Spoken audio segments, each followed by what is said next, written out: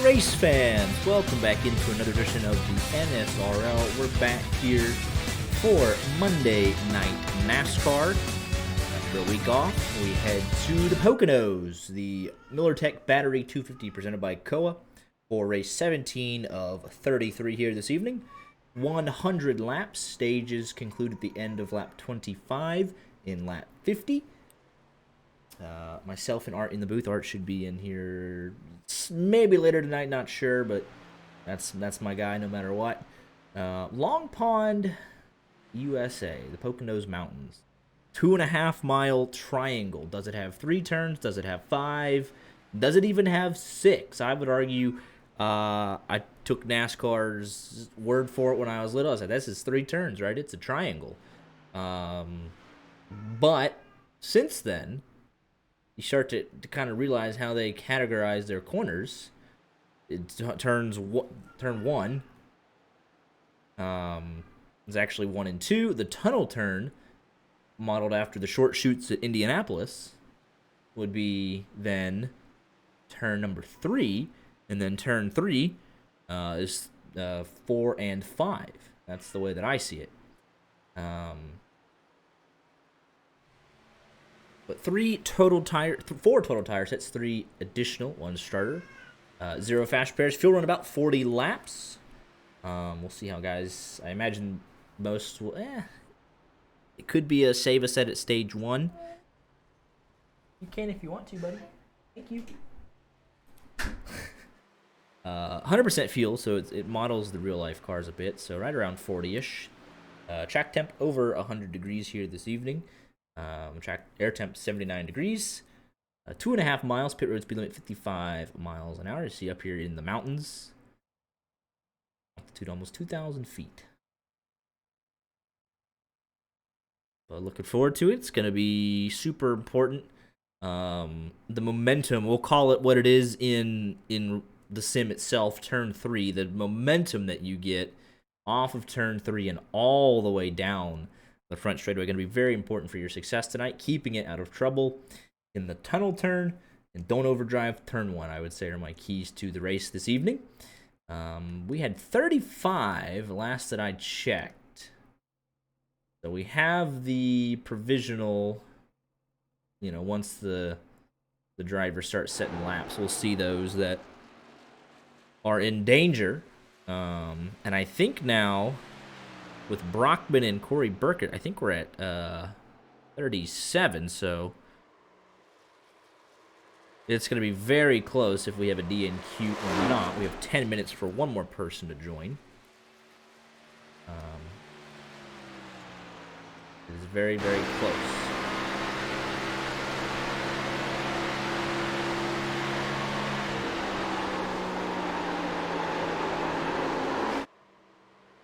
Let's see here. I believe it is Bennett and then Vaughn the first 2 times, followed then by Nick Hansen will be the first 3 drivers across the line. Let's go on board first time through the tunnel turn.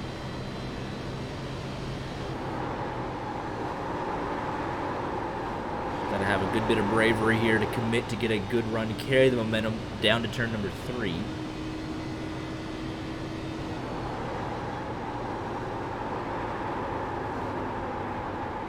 Roll the bottom here, good run. Maximize your exit. And lap number 1 for Brett Bennett will be a 54.45.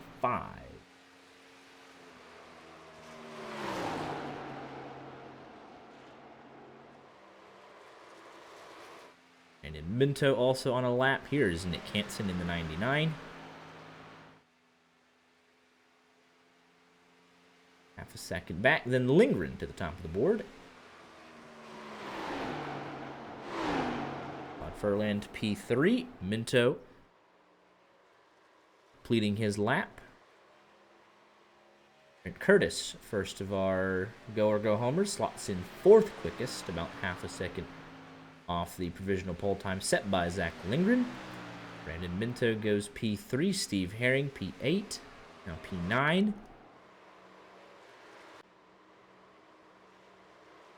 And a host of others still to go. Daniel Moynihan just crossed the line. He'll go P6 in the 53 machine.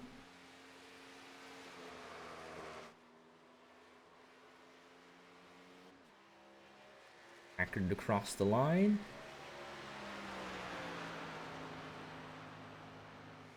Jump up P11. Looks like he'll set up for a second lap qualifier.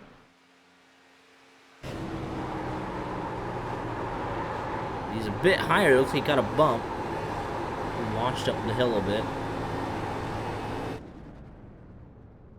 Jake Miller was quickest in practice. Looks like he wants to reset it, run it back. Zachary Vaughn, similar story. Jordan Smith the time to beat. Never mind for Bradley Gunn. A big incident. Off turn number 1. They're all chasing Jordan Smith. 54-29. Jeremy Brown looking to turn his luck around after a rough outing last week at Michigan. In the trucks, that is. He did not race last Monday. Last time we saw Jeremy Brown, he was caught up in other people's incidents. So Jake Miller will give it another go. Bradley Gunn going to give it another go. Handful of others on their outlaps. Diego Rodriguez, Gavin Fitzgerald just took the green flag. Ethan Ball leaving pit road. Mike McConville starting his outlap.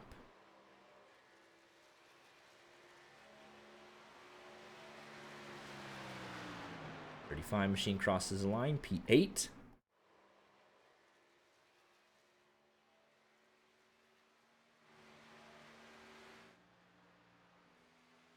Camera angle's a bit quiet here. This have to we'll just be in a crank it up segment all night, I guess. But this is Miller's updated lap.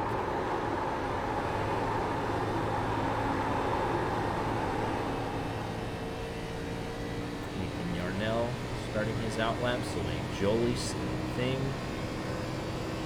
Ethan Ball, green flag, and Miller chasing after Jordan Smith was quicker on the first half of the lap. This is shaping up to be a very good lap for the 45. He can manage turn 3.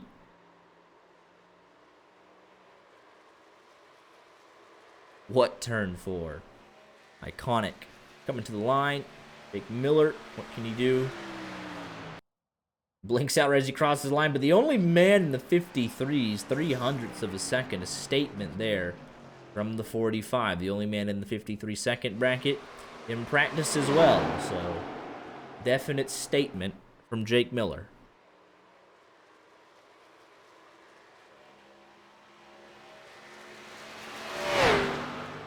Ethan Ball across the line for his first lap. That'll be good enough for P9.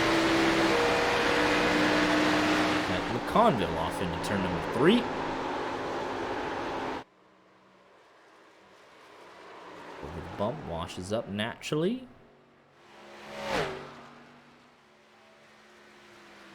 Eight machine crosses the line. His first lap good enough for E22.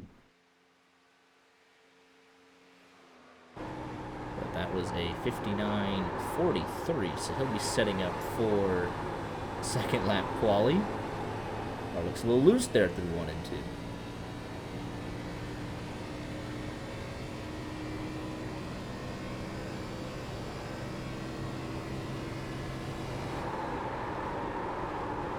Tunnel turn. Oh, that car is loose. Loose. 3 minutes remaining in the session. And this thing is evil.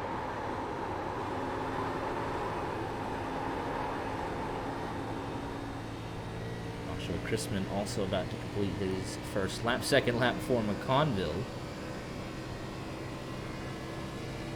Sliding all the way around the racetrack. It was P11. How that happens, I don't know. Chrisman, his first lap will put him all the way up to P2. 2/10 off provisional pole. I don't think anybody's touching that. Here's Joseph Madigan in the 66. On his outlap.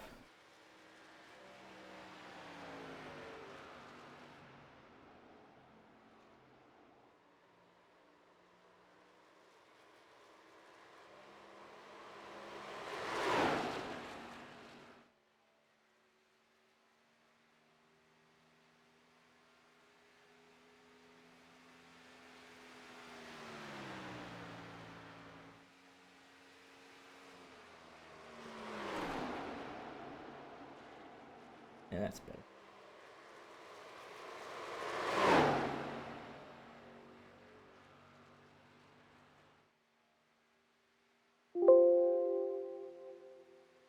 Yeah, I cannot hear the cars down the back straightaway. I got this thing cranked all the way up to like 80%. Normally I have it about 30.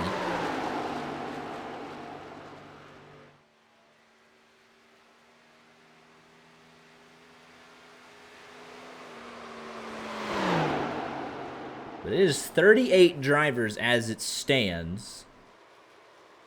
38 exactly.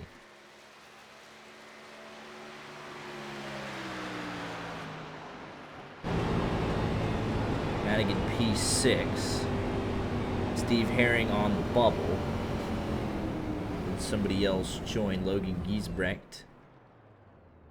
Just barely ahead of him. 34, 35, 36, 37, 38. Unless somebody joins in the next 30 seconds, we'll have a full field and nobody gets sent home. It's the best case scenario.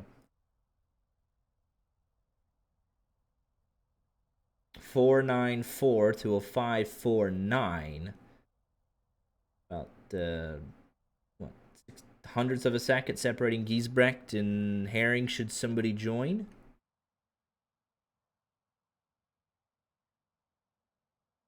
And Rich Jet just joined. I mean, at the literal death. That is tough because that's a teammate. Ah. That is really tough.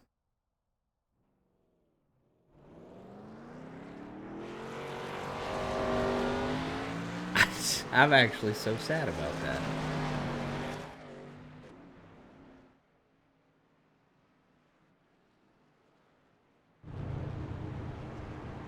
Everyone headed out for the final 5-minute warm-up. Let's take a quick look here at how your top 20 shape out in points.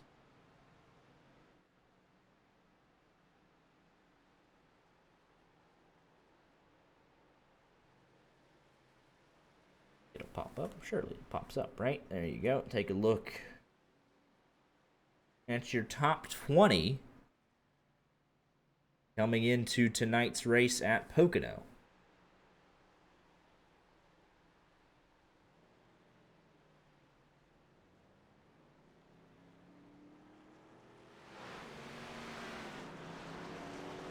Let me remind myself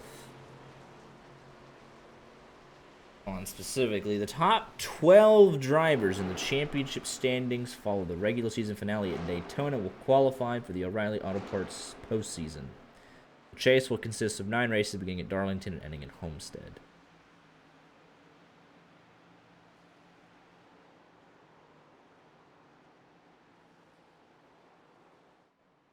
So 20 extra points guaranteed over the runner-up position. The most points you can score is 76. The Xfinity fastest lap. Taking a look here at Brett Kingcott. 4 points over John Wilco. A huge win at Las Vegas. Puts him squarely in the mix. Jordan Smith, he's got a fast car. Jeremy Brown trying to get there. Moynihan, Rich Jet. He joined partly because he's fighting for the playoffs.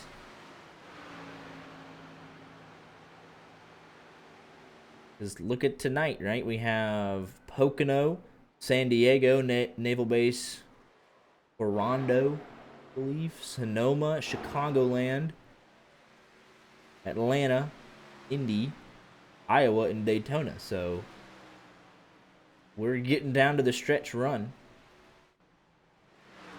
You have 8 races to make your case to be in the chase.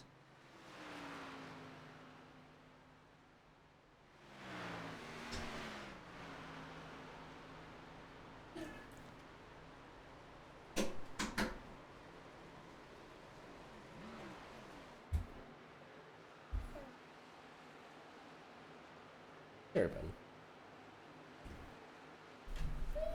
buddy. But it will close up quickly. Elliot Henderson not here this evening. They're going. Yeah, they're racing. 5 points above. That is the 82, 92, I think. 5. Yeah. And then moved it. Okay, thanks, buddy. Don't press any buttons, though. We don't want to mess with anything, okay? It's okay. You can look at them, just don't touch right now. But Elliot Henderson not here. Aiden, Kirker, Walker, Thomas, and Jackson Sims all are. So Henderson in line to lose at least 3 spots. Could potentially lose out to Wishin as well. Go from 1st to 5th. Yes, buddy? You can press one button.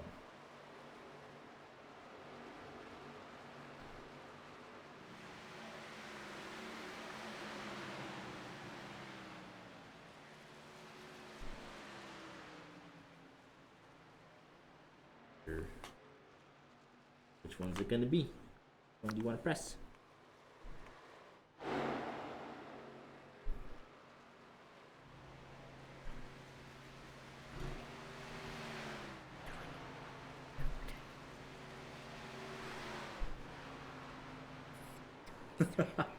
Alright, press the button.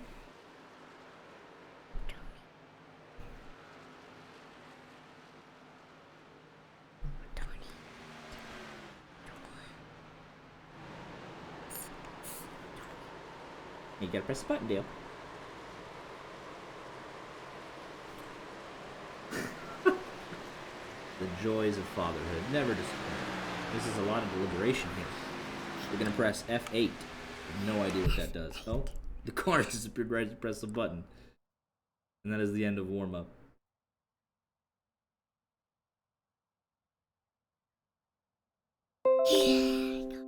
You did it, buddy. Good job.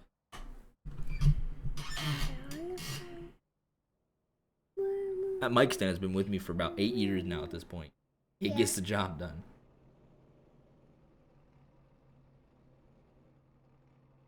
Yeah, that's okay.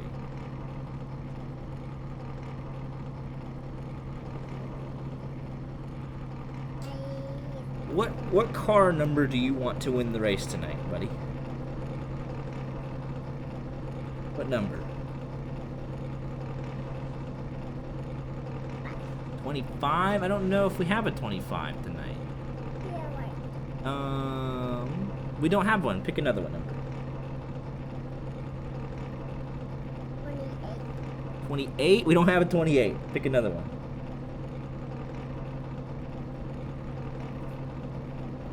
We have a 26. A 25. We have a 26. He's right. There. Yeah, we'll get there.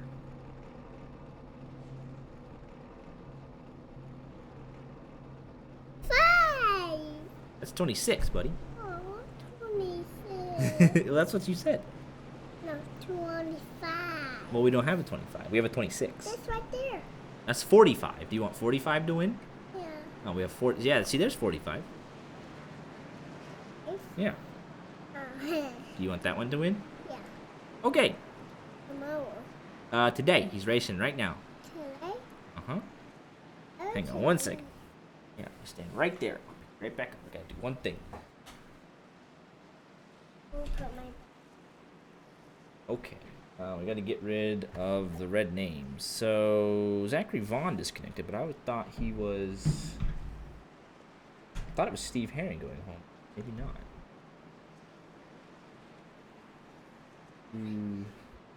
Do all this. Get rid of the red names. And okay. That should have fixed it. It did.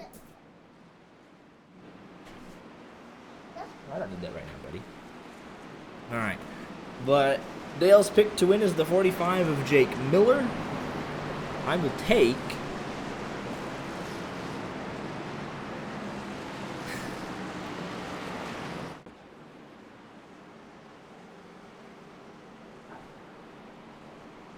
I'll take the 26 that's actually the 6 of Jackson Sims. We have one more. lap to green.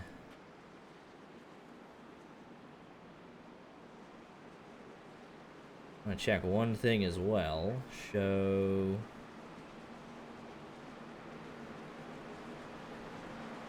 What happened to Packard? All sorts of things are going on here.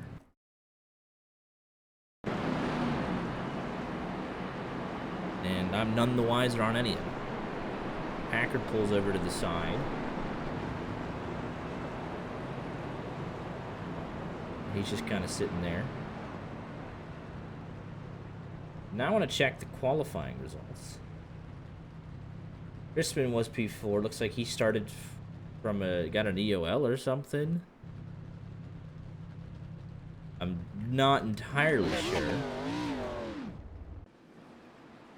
There's all sorts of shenanigans going on. There's Packard. Crispin now trying to catch back up to his grid slot. So, entirely unsure of what's going on. They'll have yet to go green. It'll reset itself here in just a second. And I thought that Vaughn was in ahead of Steve Herring. That was my assumption. He was 38th in points.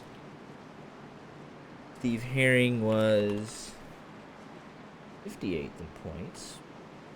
But then qualifying. We get ready to go green here. I'm just so curious on this. Come on, switch over. Oh, wait. Oh, Vaughn didn't get his second lap in. That's right. I knew it. I knew there was something to it. My mistake. I saw that he had done 2 laps, but it did not register. So my apologies to Steve Herring, as I have finally figured out the confusion. Sometimes just getting a lap on the board is all it takes as we're underway here in Pokemon.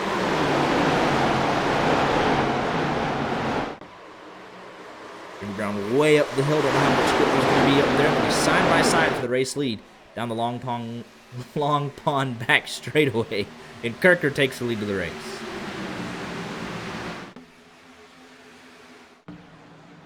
Tunnel turn first time around. Couple of 2 wides. Everyone trying to sort through it for the first time at speed. Looks like they were all able to do so.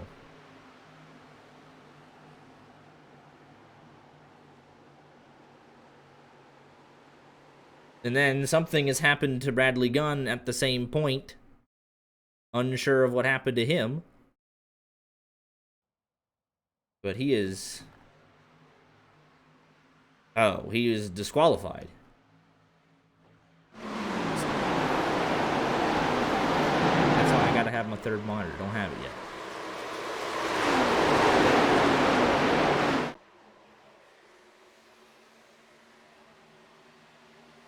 What did I miss there?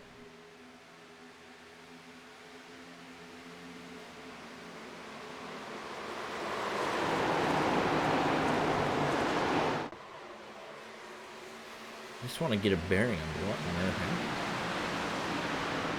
Bradley Gunn. Ah, yes. He did not get a lap time in. Nor did Zachary Vaughn. So it should have been Vaughn in over Gunn, is what it looks like. In the quick and dirty math, so hopefully Vaughn can get back in here and run some laps. I think Vaughn was disqualified for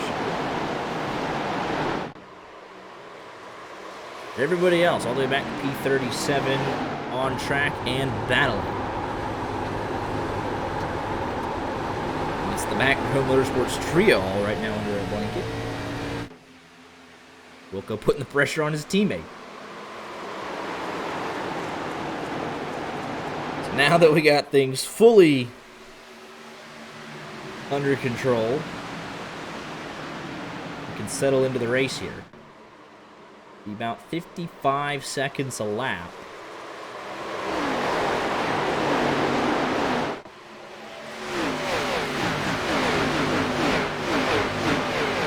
It'll be a long. It's only 100 laps, but I mean, it's 55 seconds a lap. Guys are at the back, 56, 57 seconds. So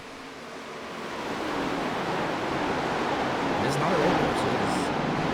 It's been way up the hill. It's not an oval. It's a triangle. So you get just about. We'll see a lot of single file. Draft will still be vitally important on the front stretch, especially, and even heading into the tunnel turn, trying to set yourself up.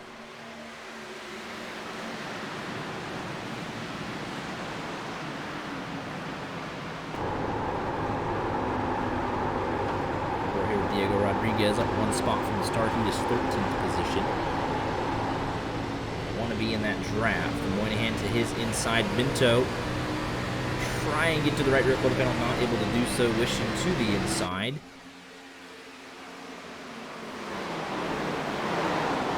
Minto looking to take that spot away. He'll do so. Minto in that third groove. He'll try and fight back in the run down to the tunnel turn.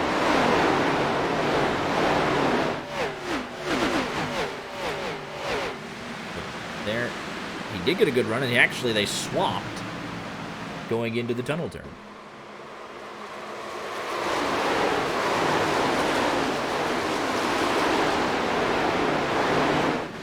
17 with the run through turn 2. He'll take the spot away. Aiden Kirker leads by 0.4 of a second over Jake Miller.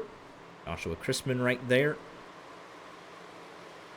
Top 3 separated by 0.6 of a second. Another 0.4 back to Jackson Sims and Madigan, Lindgren, Brown, Thomas, Smith, Bennett for top 10.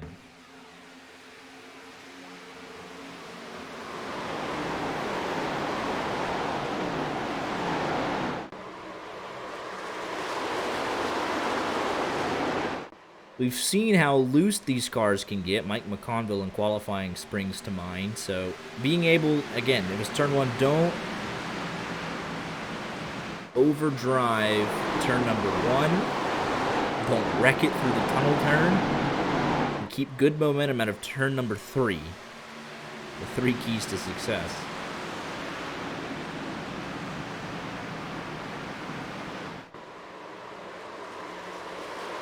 Darnell in a all-white 55. Gets the spot there. He's down 5 positions, so he's trying to recover. Yarnell into the wall. Jolie, big move to the inside as they're trying to break the draft. The leaders are snaking like it's at the Indy 500 or something.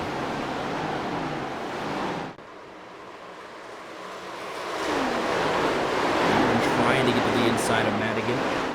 Not able to do so. A lot of single file. Brett Bennett taking a peek to the inside of Jordan Smith. You'll see some guys, Jordan Smith's one of them. He's like, all right, you're to my inside. Don't really want to go side by side through the tunnel turn this early. I'll let you take the spot. Still in 10th position. I got stage point on hand right now. Not in a bad position. A faster car, at least drag me along.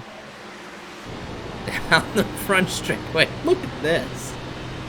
You would think we're racing in Indy or something, but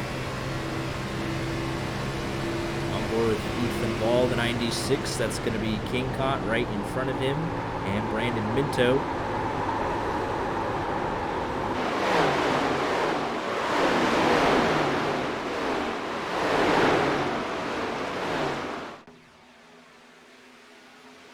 Head down the back straightaway. Moynihan looking to the inside there. Claude Furlan. Rodriguez. Curtis Josh Mertens also in this mix. Just inside of the top 20. Mertens will try and wind up this run. Went a little too high though. Congo closes in right behind him. And break into the top 20. Everybody's snaking here. 35 got a great run. Get a side draft on that 51. Oh, 51 did not appreciate that.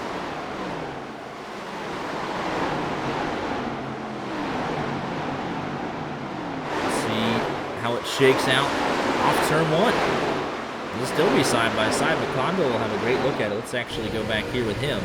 51 carries that run off the top side. McConville had the momentum, nowhere to take it. All going for it. Just inside and outside of the top 20. Here's Lindgren with a great run on the turn. He's battling away with Lindgren. And Jackson Sims right next to him. Or just in front of, excuse me. No help for the 66 draft-wise, but the 6 will come down. The 85 just holding his line. Well, I can't go down and snake because Madigan's down there. Don't want to hook him, but he takes the position away.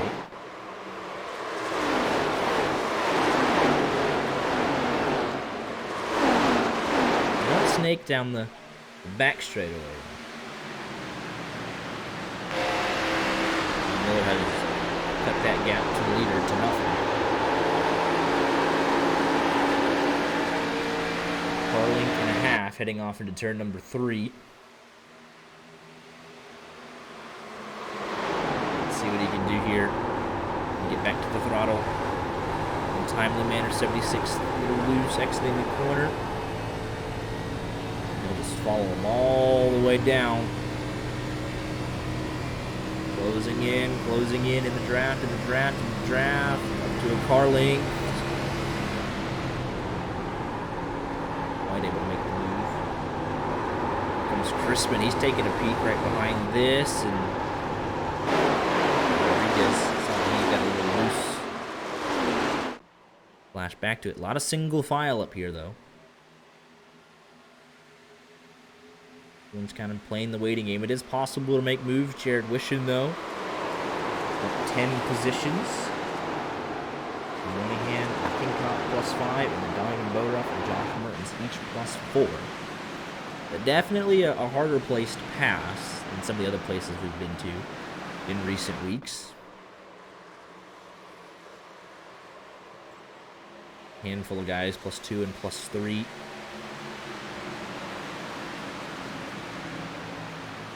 So a lot of scrapping back here. Really not able to get up in line with the draft. Here comes Yarnell.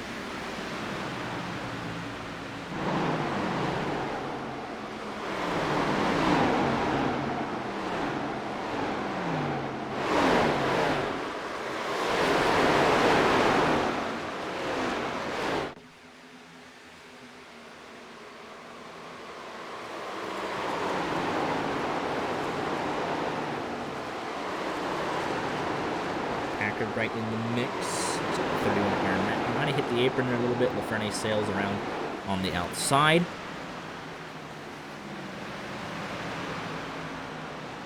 Three wide into 3. That doesn't normally work out as Yarnell all the way up against the fence.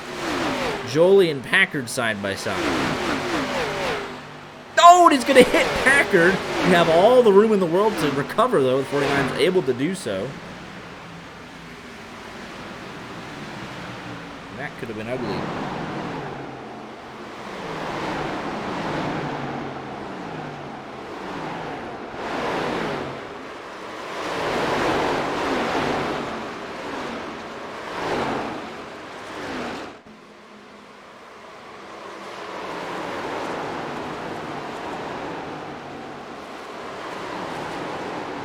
My goodness.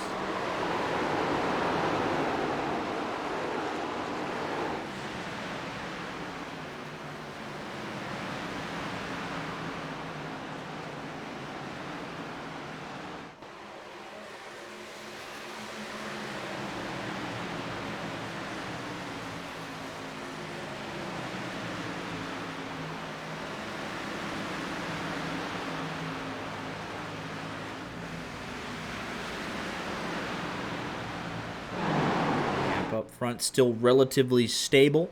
A lot of single file.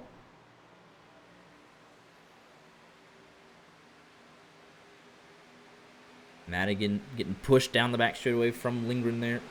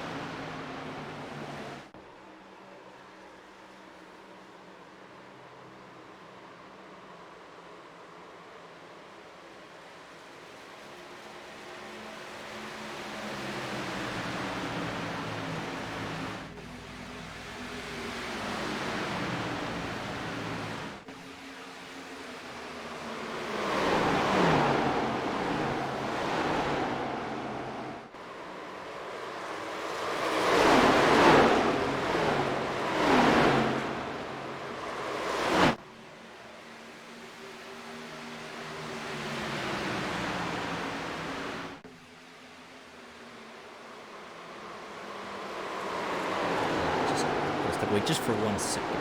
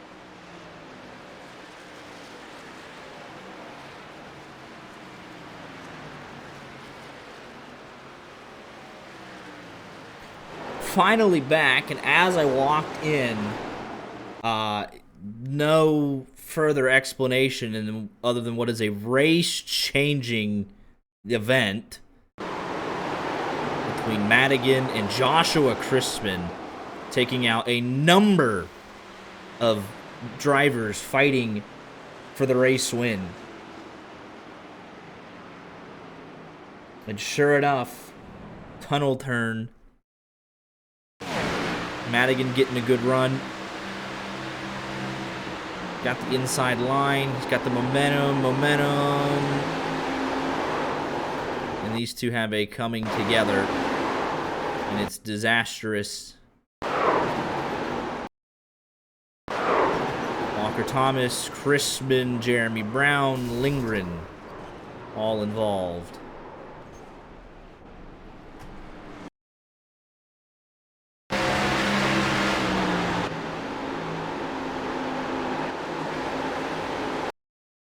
From Crispin's point of view,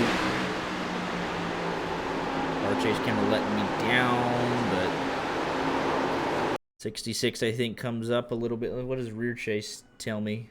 It is not rear chase. That's it. Thanks for coming. Your night is done. And just like that. See, you're on board to tell us. And this was literally for P5.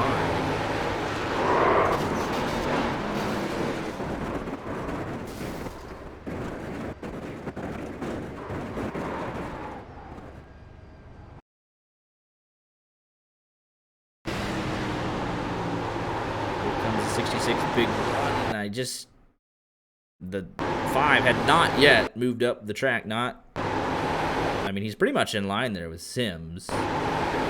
Maybe yeah, but the 66 for sure, definitely trying to follow the 26 of Jackson Sims, but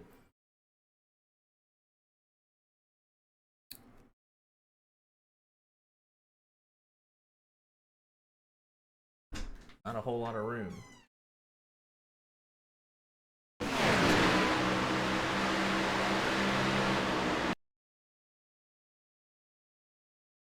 Thanks, buddy. Here it is in slow-mo.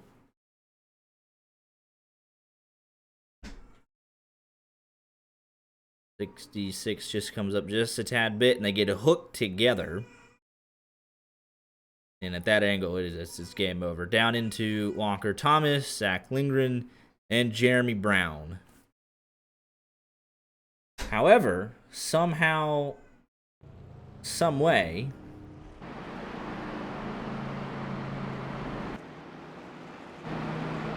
rear chase camera just... Yeah, somehow Walker Thomas got away with that one, and he'll be able to continue.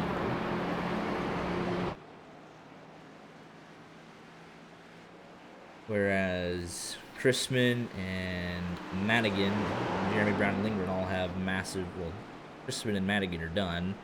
So fitting that they started so close together. Lindgren, the big loser.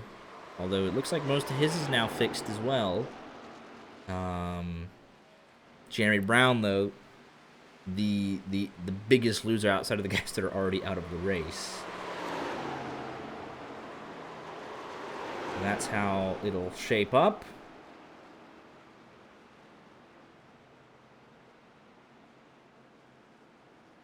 First caution of the evening, and man, was it a big one. Took two contenders out, severely wounded a third, and two others just barely escaped. Somehow, some way, it looks like.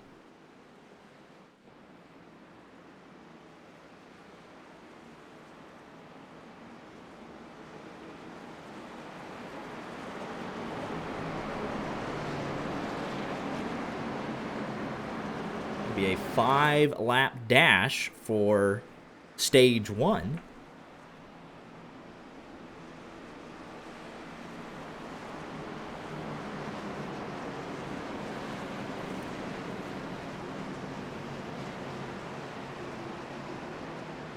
Lights are off on top of the pace car.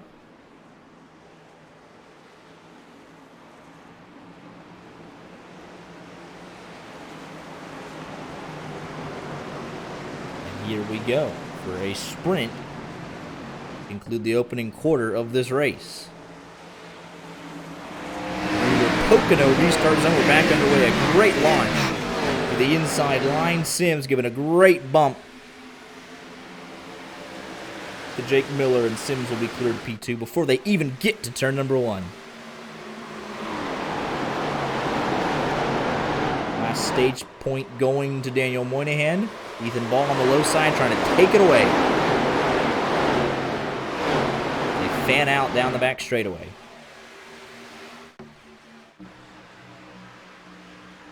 Now it's Rodriguez. 10th and final point. Wishing he's up 11 spots in the opening stage, trying to get there. All square up front. Closest battle would be Bennett, Smith, and Kingcott. And then everybody else back here scrapping away. Rodriguez up the hill a little bit. Wishing challenging. Rodriguez should have the run and the drafting help, but not by much. Dead heat down the front straightaway.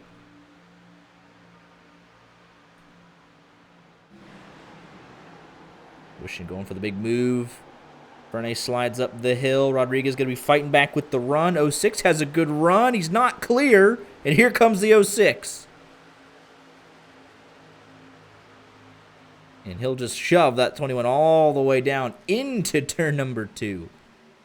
Nice use of the draft there. Front 4 under a blanket. Into 3 to go.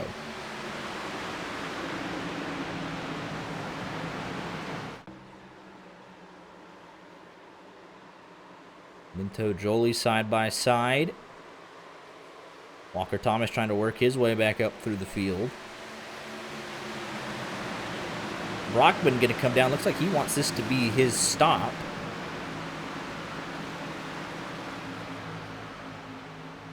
AD Machine coming in. He'll get the lucky dog no matter what. This will be a 4-tire stop.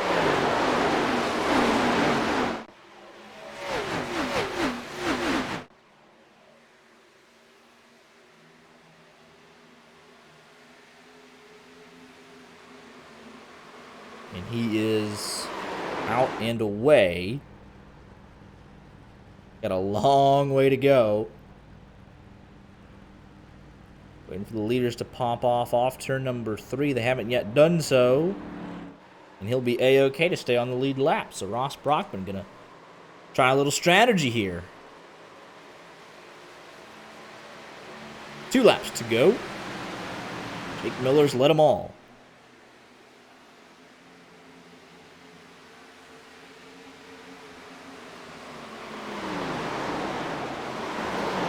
Kingcock, Moynihan, 8th and 9th. Rodriguez and McConville fighting for the final spot.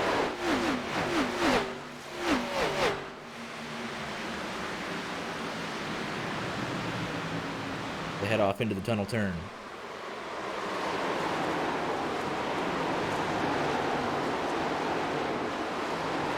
Conville pressuring him all the way. He'll take a peek to the inside. Might get pinched here on the bottom. Might lose his drafting help, but a big send into turn number 3. We'll see how this helps or hurts his exit. Got no help as it stands. But he was able to clear. Rodriguez can only tuck up to the back of that 53. McCombo looking to go the 2 for 1. One-hand did not get the best exit at turn number 3. And now he'll be in danger of losing the final spot.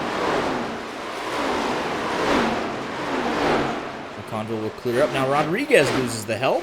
Going down the back straightaway for the final time in stage 1. Sims within a car length.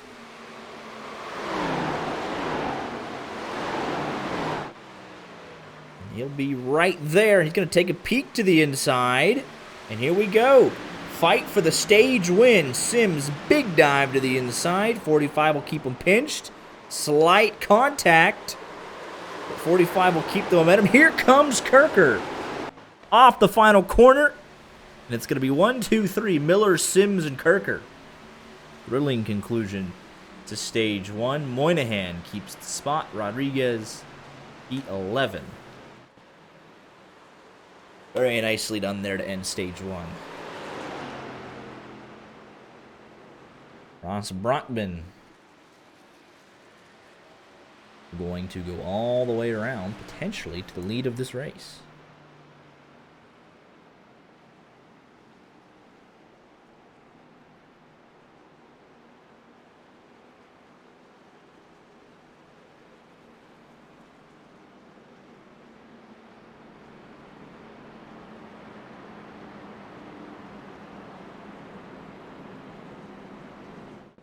He should be able to.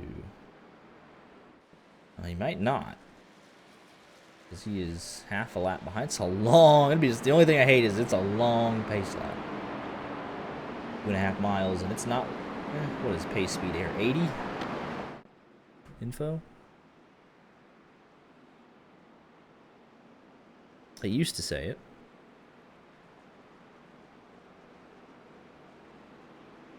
Rules, maybe.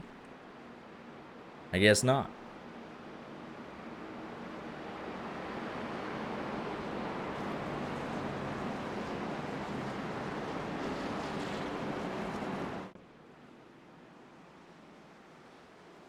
And where did Ross Brockman go?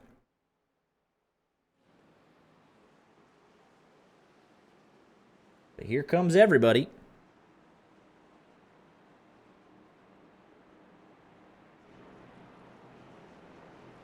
Except Josh Mertens and Trent Curtis.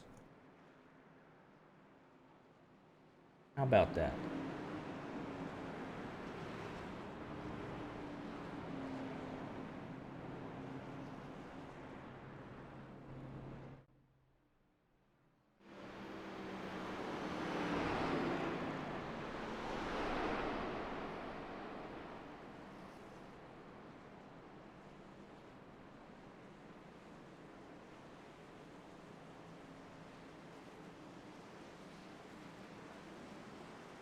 looks like John Wilco, I think he missed his box, or he's just going to come back in.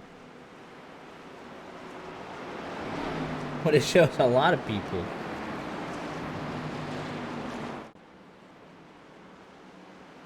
That's losing a spot on pit road.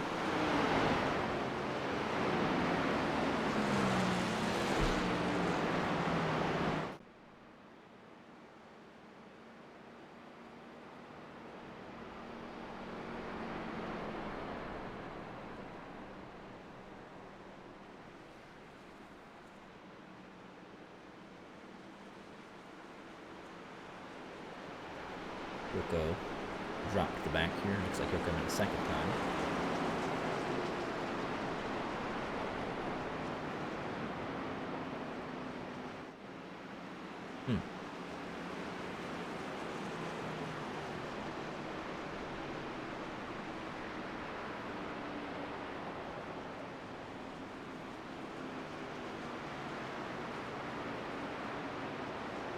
Get that fixed.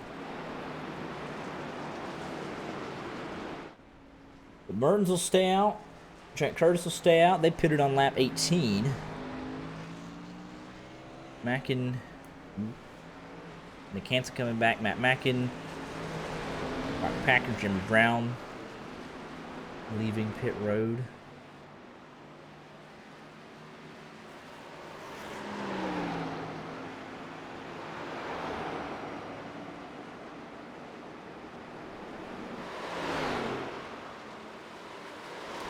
Assuming I also broke. I did, because I updated the plugins. Yes. Disc gainers. Well, that still works. Lap leaders, that also works.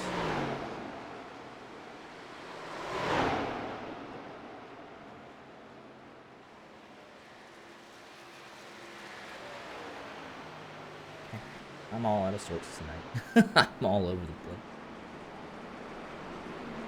We'll reset the caution cycle and we'll get ready to go back to green here. Front row on older tires, not by a whole lot, but I guess at Pocono it is a longer lap.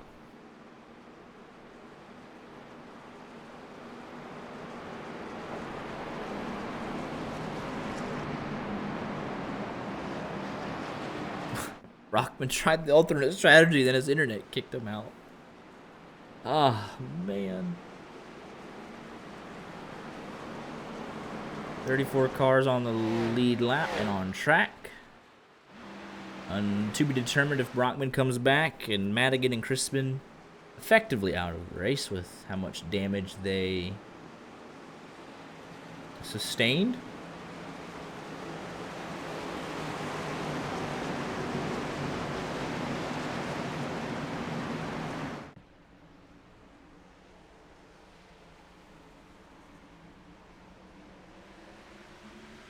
Back underway here.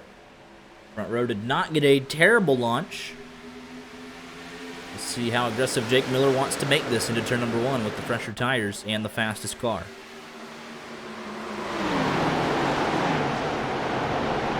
Aiden Kirker, 45.76, been the class of the field between those two. Second row. And the guys that stayed out. Let's see what happens.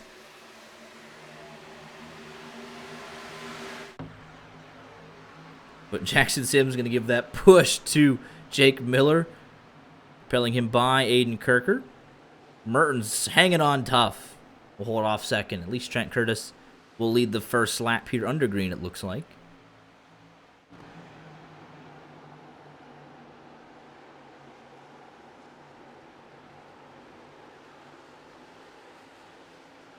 '76 will fall back into the draft.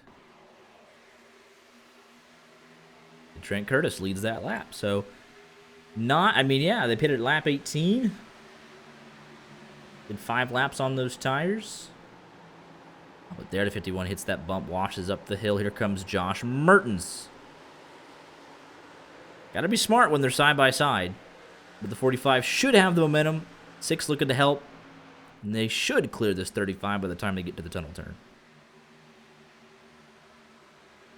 Smart racing right now.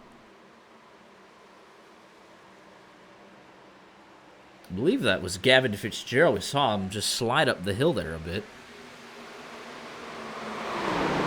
Pincott right there. He bounces off of Furland. It's getting dicey back here.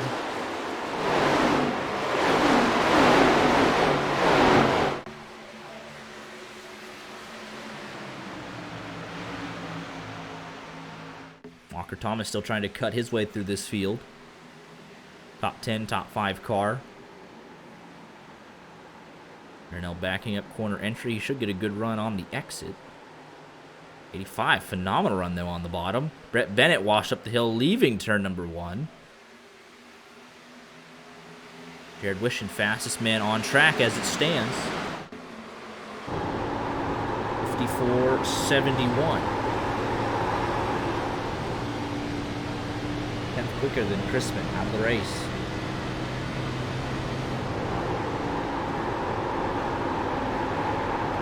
He's using it up early, though. He's trying to get this track position. Until he's very early on that throttle. Actually hits the wall there. Jordan Smith heard it. Moved down to the inside. He says, maybe I don't want to be that close. Trent Curtis continues to lead. Very impressive from this 51. Started 19th.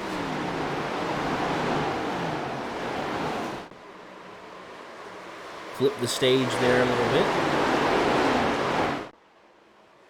Did a nice job, though. Has not fallen off of a cliff. Josh Mertens, the same thing, P5. Jeremy Brown to pit lane. And here, there's no way New Zealand is winning. I mean, what are we doing here? Sorry, what are we...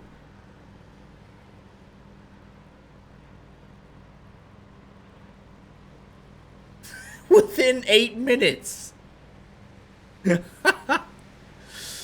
Oh, but we got Gavin Fitzgerald. Looks like he's coming in. Not sure what happened there.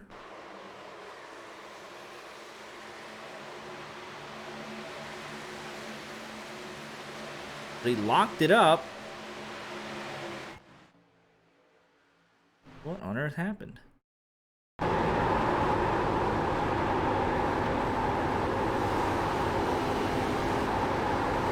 Purposeful choice here.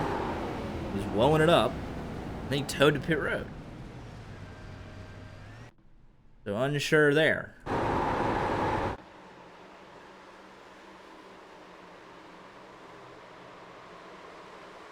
Strong showing though from Trent Curtis. He's 3.5 car lengths ahead. Obviously, draft will bring Jake Miller into it a little bit, but he's doing a phenomenal job. Yeah, we're going to say Spain, Cape Verde tied, Saudi Arabia tied with Uruguay. Like, what? Now New Zealand's beating Iran.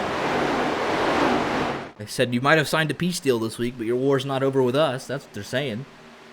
Saying, bring it.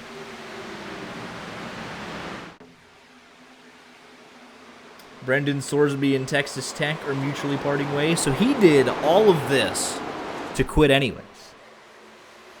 What a loser. I mean, at that point, just embrace the villain. Be like, yeah, I'm Brendan Sorsby. I have a severe gambling addiction, but I can still play college football. Why quit after going through all of that trouble? Now I just think you're an idiot. Like, I mean, you were dumb, but now you're just stupid. I mean, what a guy. Texas Tech clown institution as well. You have unlimited oil money and you spend all your money on Brendan Sorsby as your quarterback target to begin with? I mean, what are we doing? Clown show from top to bottom.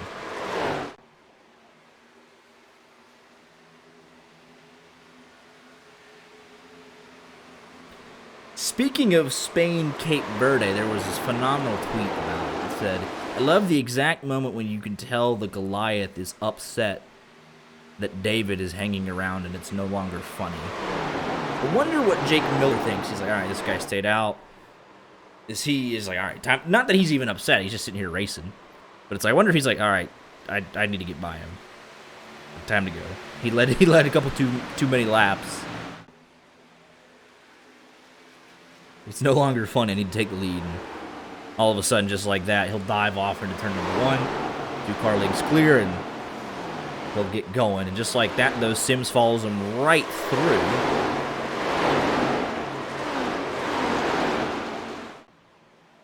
Trent Curtis first to third, though pushing the 26 down the back straightaway. And Aiden Kirker's right here.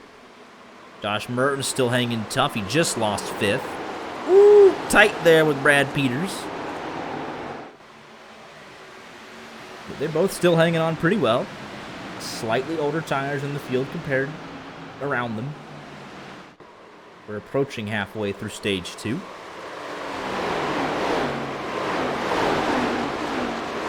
Jeremy Brown staying out of the way, heavily damaged.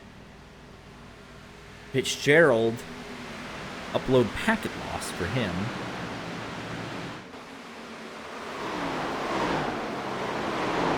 You're telling me Iran is jet lag? Kind of funny. Apparently Uruguay didn't get into it yesterday, like to the continent. They were just like, nah, we'll show up. It's day of, or last night, they looked terrible in the first half before they finally figured it out. So interesting.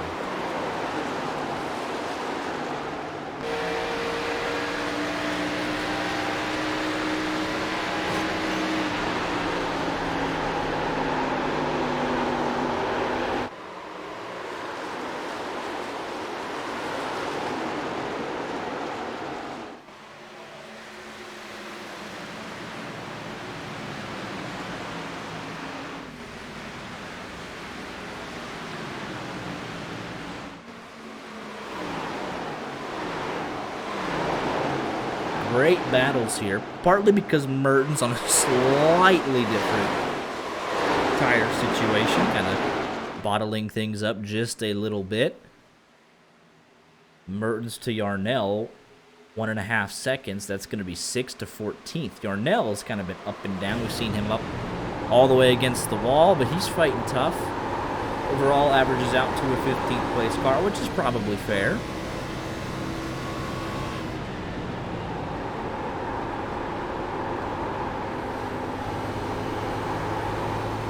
Here with Chris Claude, he's got a 4 or 5-way fight going on right in front of him. Lafrene, Minto, he's back just up ahead. There's Jeremy Brown dropping back. And even behind this, Donovan Boruff, Nick Hansen, Rich Jett, Steve Herring,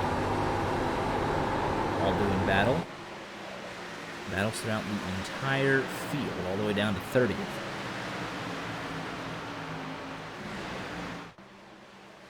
So encouraging to see. Guys having some stuff to race for.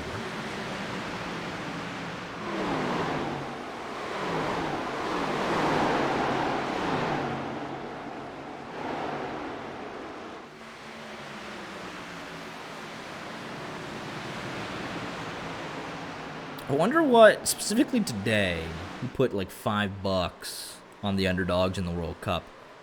Or no, you put $5 on the favorites to not win outright, because Uruguay did get the draw late. I wonder what that would have paid. Be like, yeah, Spain's not going to win. But even funnier than that, Uruguay's also going to tie Saudi Arabia. And then for the fun of it, Iran's going to lose within 8 minutes and go down 1-0. I wonder what that would have paid. Just Spain, Cape Verde would have done all the heavy lifting. But top 3 have now pulled away. King caught 1.5 seconds back from that trio. Trent Curtis down to 5th. Josh Mertens down to 10th. Overall, can't really complain from Mertens. He's plus 13. Only 10 laps to go in this stage, and from where he started, he's 12 seconds back. I don't think he's going to get there. He's going to come out a net positive, at least here at the end of stage 2. Curtis definitely more comfortable on these older tires than Mertens has been.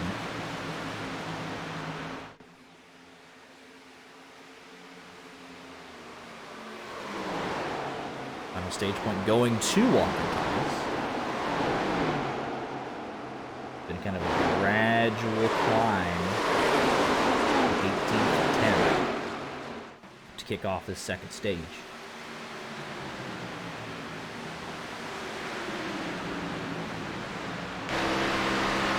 side by side in front of him. That should help him close in on Jordan Smith. Absolutely gains 2 car lengths as he was on the wrong side there of the tunnel turn.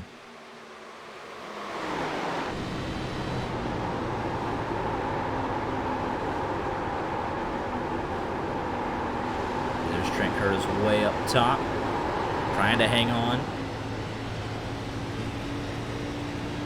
I don't know if stage points are on the asking. 9 to go. Still a lot of legwork as they draft around him.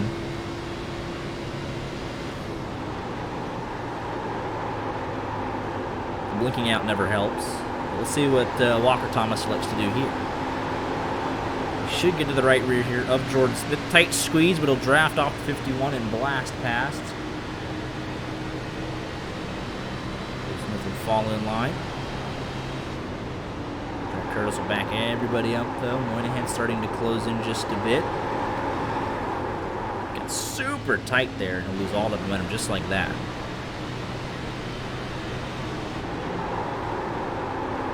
Curtis to the inside. That should allow... Oh, he's washing up the hill a little bit. This is going to be an interesting one. Where does he end up? Smith has to get out of it. Big move to the inside. He has to let out of it. Loses all of his momentum. Walker Thomas sails by. Smith could quite cut underneath that 51.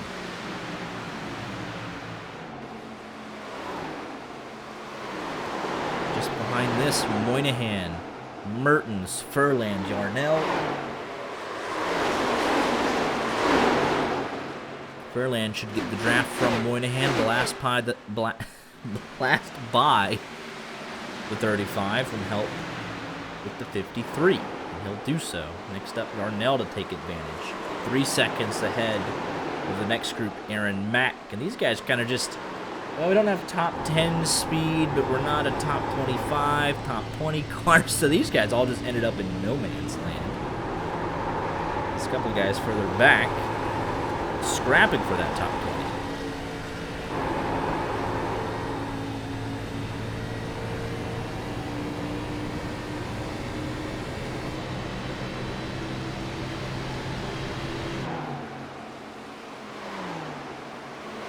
Trent Curtis gets by.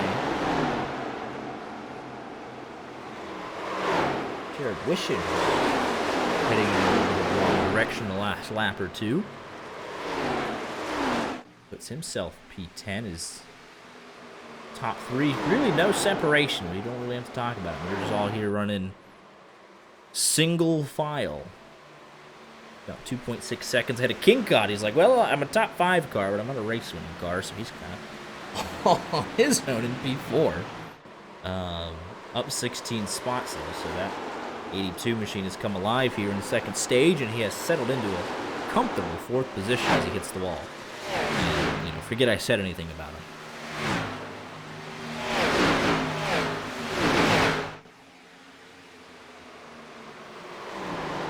Peter's trying to hang on to that 5th spot. He's got a convoy behind him. Lindgren, Walker Thomas, Jordan Smith, Trent Curtis pulling away from 10th now. He was back to 10th, got back to 9th. Jared Wishing helped that a little bit. He fell back and was holding up the guys behind him. It's a 5-way fight right here. 5 laps to go next time by in the stage.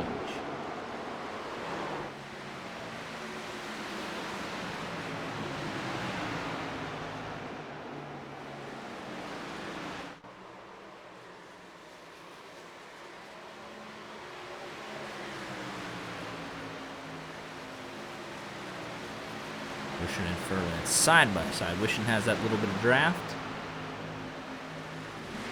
Just enough. Furlan will have the inside line going off into turn number 1.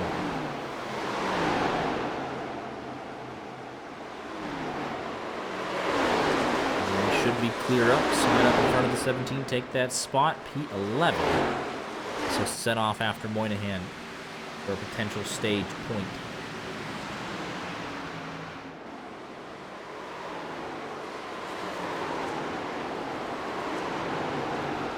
Poor Ross Brockman has just rejoined us. And he'll pick up a pity point there on Gavin Fitzgerald, and that's about it for the time being.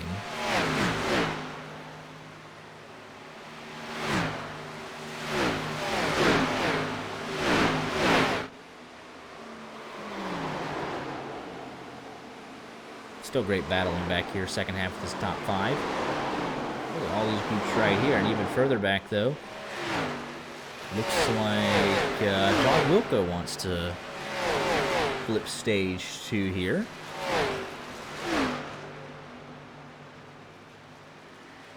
I don't know if he'll have time, though. He was a bit further back. He's going to go for it, though. He would be the lucky dog.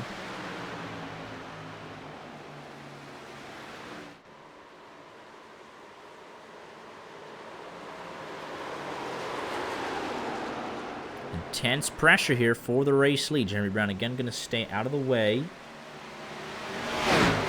Oh, and there's Wilco. Yeah, so he mistimed it a bit. We'll get the lucky dog, though. No worries.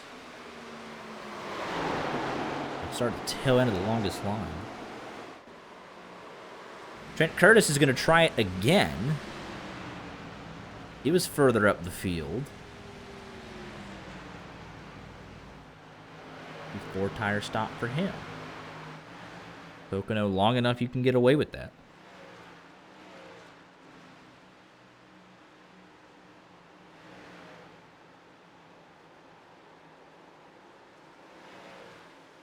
From the eyes of the spotter here. Top of the grandstands at Pocono. 29.85.05, all right here.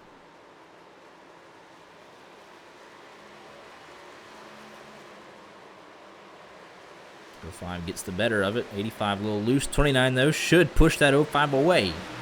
And they do.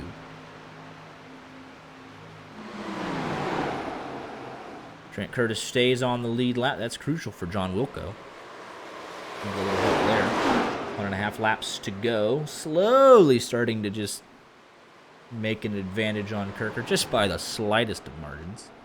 The trap pulls him right back in. I was like, oh, he's a little bit behind going into turn 1, but he closes right back up. And we'll see what kind of run Sims can get. He's been right on the back bumper a couple of times.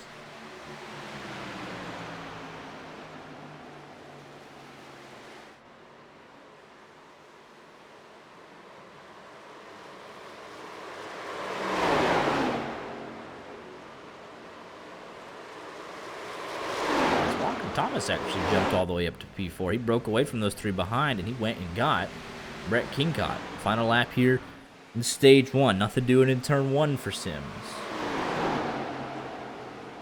Kirker going to go to the high side, try and wind up a run down the back straightaway. Let's see if he can do it. He's closing slowly 2 car lengths, car length and a half. Nothing out of the ordinary here.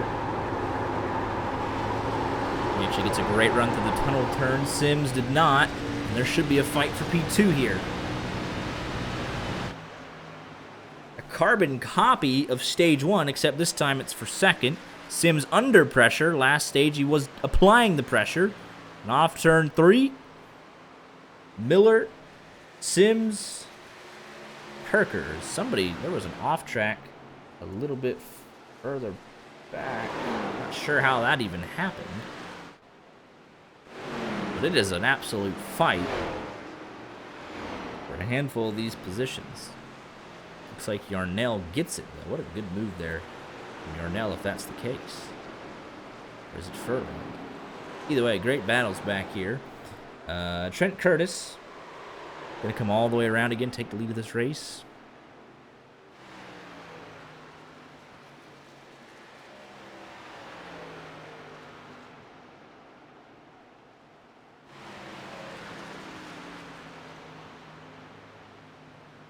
For everybody else, it'll be 4 and fuel. John Wilco does not have to take a set of tires, but he did get put a lap down just a little bit too far to try and get that alternate strategy to work. But he'll be your lucky dog, back on the lead lap with a fresh set of tires. He'll top it off with fuel.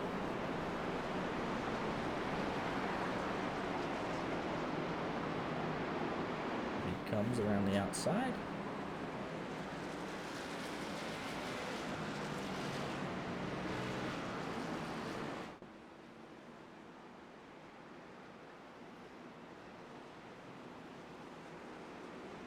No cautions within stage 2. Take for the stage to end it. Here comes everybody.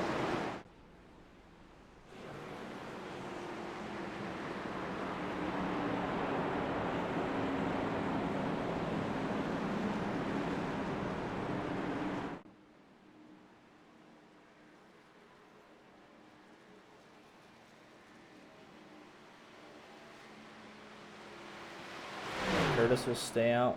Wilco takes the wave.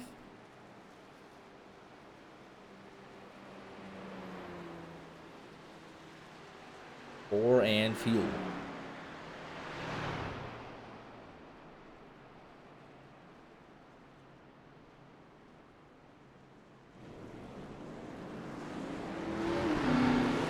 You see here, most people are going to lose a position because Trent Curtis has stayed out on the racetrack. So -1, -1. Peter's actually gained 2 spots there. Lost 1 overall, or +1 overall. So Burton's with a longer stop, lost 6 positions, 5 on pit road. Burkett, 3 on pit road, 1 to Trent Curtis. Good stop though for Aaron Mack and Brett Bennett for sure, as well as Packard. Some stops there. Other guys taking longer stops here to fix any potential damage. Work on some adjustments, water break, whatever it may be, as we gear up for the final stage, which we've only had the 1 caution. And it was a big one. Took out 2 contenders, wounded Jeremy Brown to the point of not being able to compete.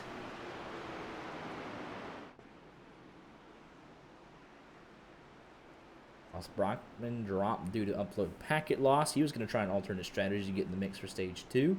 Nothing doing for him there.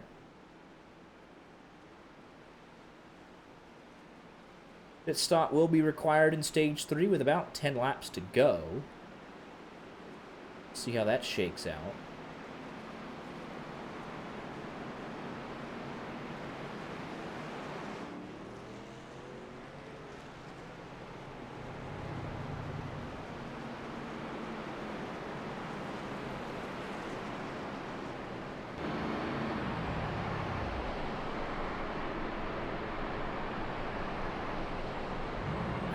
Pace car out.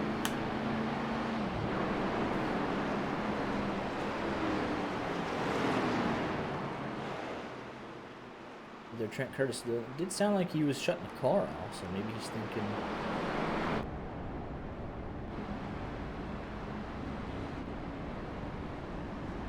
Sylvain Jolie had the car shut off. Thomas looked like he was coasting. He at least clutched in. He didn't shut the car off entirely. He's clutching. Big Miller, same thing. Might have some guys trying to make it.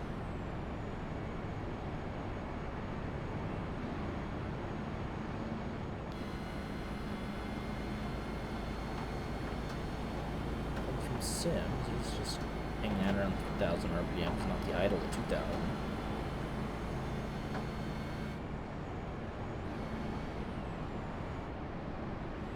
Curtis is shutting the car off altogether. We'll see. Quick caution and it would make it pretty irrelevant. These bricks still on pit road. We'll go a lap down here.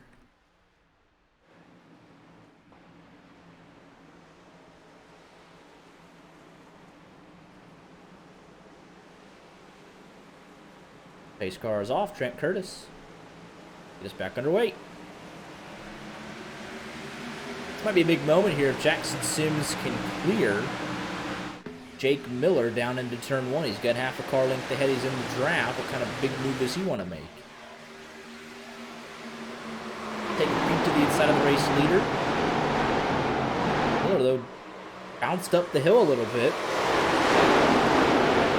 Sims is clear through the P2. How big a moment that might be. Something as simple as a restart. Cold tires, you wash up the hill a little bit. Under pressure from Kirker now. Oh, it was close there. Still side by side heading to turn up 3. Walker Thomas back in the mix. Inside the top 5.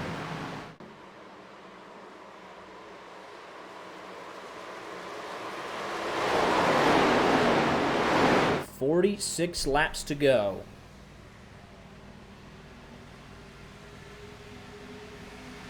That's Sylvain Jolie all the way down to the bottom. Is that Bo Ruff? Bo Ruff to the bottom. Trying to clear that 96.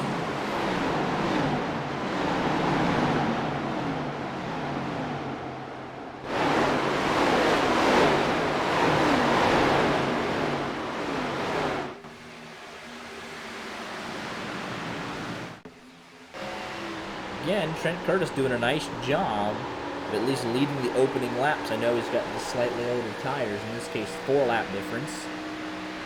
Doing a nice job just trying to maintain for as long as he can.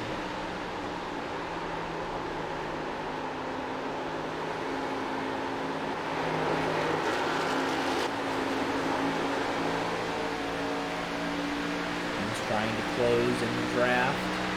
4 car lengths, 3.5.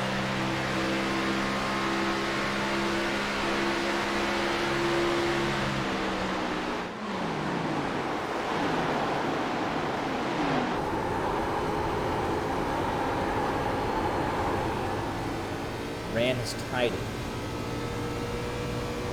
New Zealand Patriots no longer in control of the situation.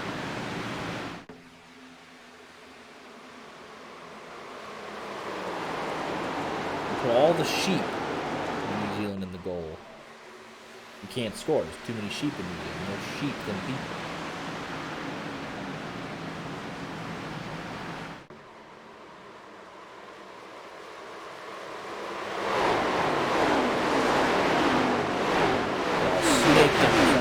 While we're all drafting off of each other, let's crank it up for the first time here tonight, live on YJ Media.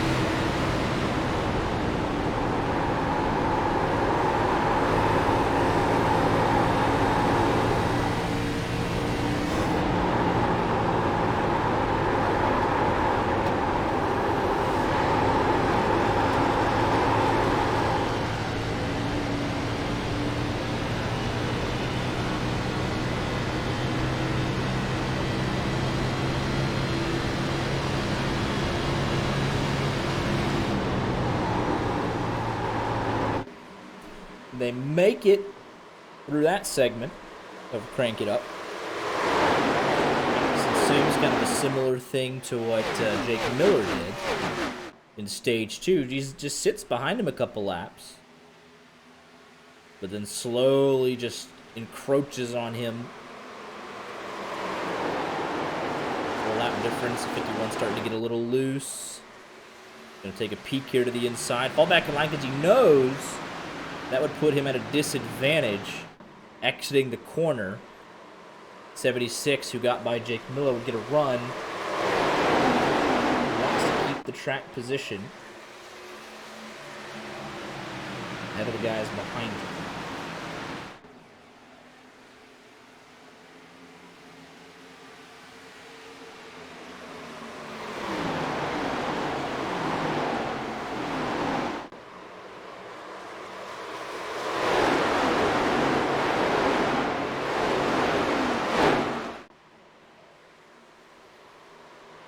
Nice job being patient. Honestly, it could help you save a little bit of fuel as well. Mertens, that slow stop at the end of stage 2, trying to get back up into the mix. 3 long down the back straightaway. Jared pushing a long stop as well. Breaking back into the top 20. There's Jet Truck doing his signature stage 3 charge. He's plus 13. Needs a good finish. He's on that cut line for the chase. A tough result for Joseph Madigan. He had those 2 wins. He was charging up the running order.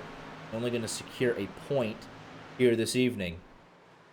He doesn't have too many of those left in him he could fall back on. Sims was able to dispatch of Trent Curtis. And now Aiden Kirker trying to do the same thing, but he'll fall in line for another corner.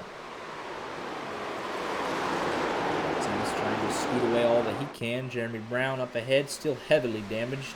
The front end damage will just never truly go away. I'll let the leaders on by. There you see it's caved in right on the front. And at Pocono, you need all the horsepower you can get. 45 going with the 76, but not able to get out in front. We're looking to draft to the inside of him. Curtis showing the block there a little bit. Offered to turn 1. Oh, on the apron. He's going to slide way up the hill. Jake Miller turns down the track. 3 wide. Here comes Walker Thomas.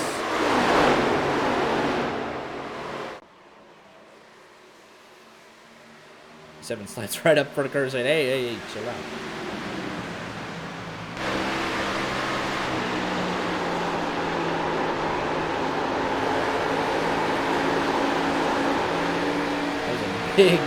Big block there from Curtis down the front stretch, and he overcooked the corner a little bit.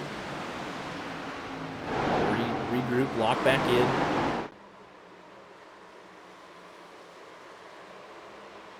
.38 laps to go. Biggest lead of the entire night. 6.5 tenths. Jackson Sims over Aiden Kirker.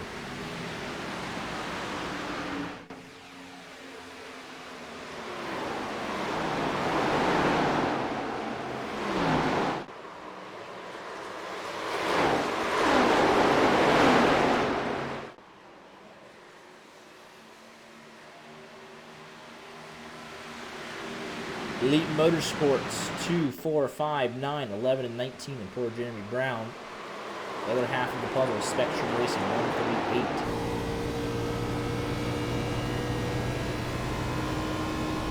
Internet issues from the bottom to Rockwood Fitzgerald.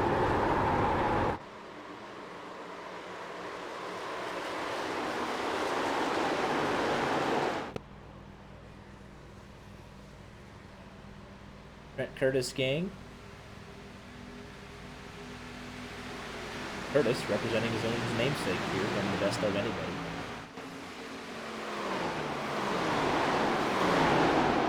The GR boys scattered throughout this field.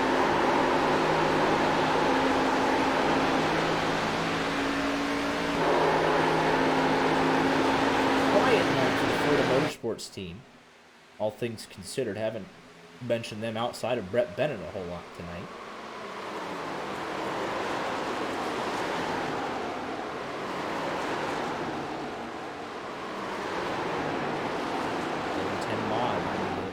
Our larger teams this evening.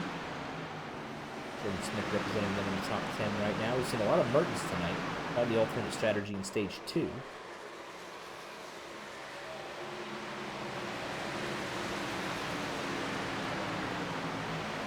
Backroad Motorsports gang all within about 10 spots of one another. Final Motorsports, though, not the night they would have wanted. Although they are part-time. believe, also on Sunday nights.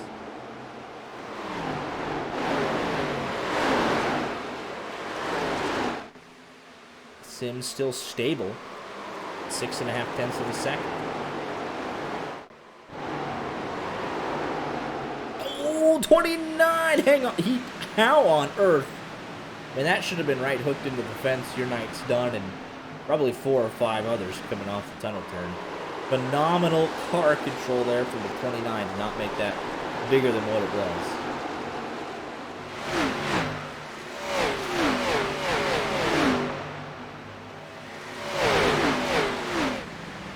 Just different packs, right? Whoever's able to keep up with one another in the draft is kind of how they'll work.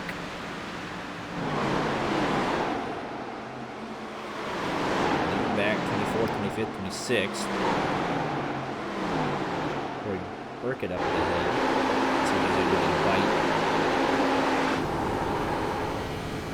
Big Ethan Ball realized it. John Wilco not going to have the drafting help, so he'll jump up to the high side, but Wilco does find a spot in line. Oh, and Mike McConville, yellow, is out. Front end damage. Looks like he bounced off the inside wall. That has to be him getting some help. Here with Packard.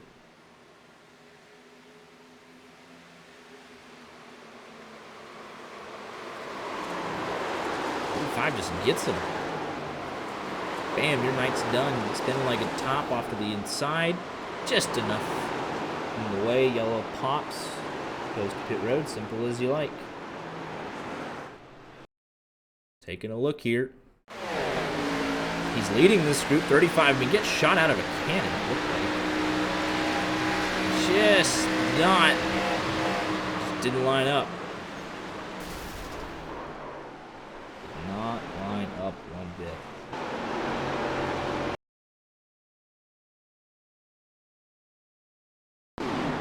He's behind Packard, but he gets this run off the high side here. 8 and the 49 kind of get held up amongst each other. Passes the 49. Just right. Let's do it this way. Coming up to the back bumper. It looks fairly square, but just a little bit to the left, and instantly gets them all out of shape and into the wall. And when he's that slow, he has no choice but to finish him off right in front. But this is pretty annoying if you're Mike McConnell, just down the back straightaway, down the back straightaway. This guy's going to hit me. I know he is. I've done a lot tonight, and just all of a sudden, damn, your race is done. Thanks for coming, blown motor.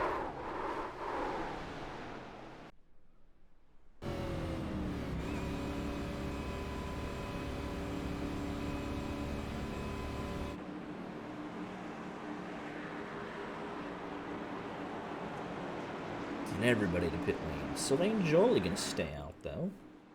Lead a lap for his troubles. Fuel now irrelevant for everybody except for Jolie in the 08. This should be most drivers' last set of tires.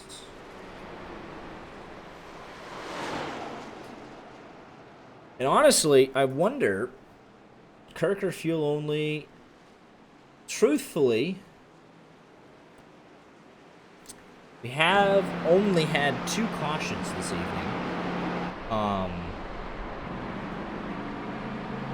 But now that we've bunched everybody back up with about 30 laps to go,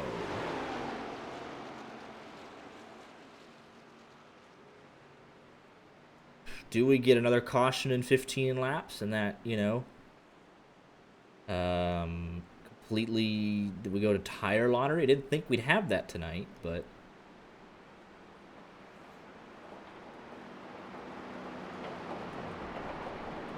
that's what it could turn into all of a sudden.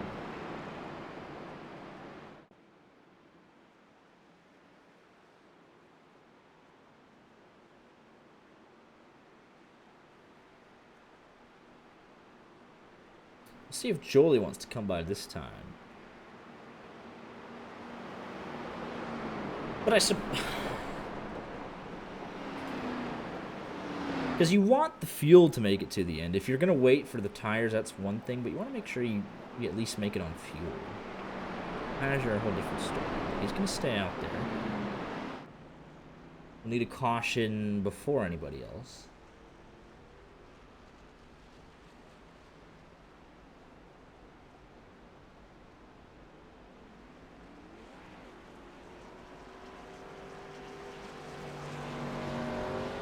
Bachman literally the only contender with a lucky dog edition, so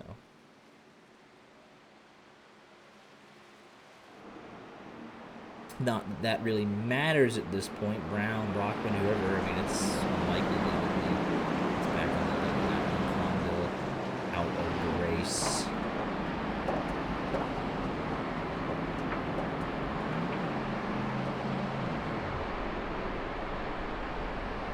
The way this race went tonight, lucky dog didn't really mean a whole lot.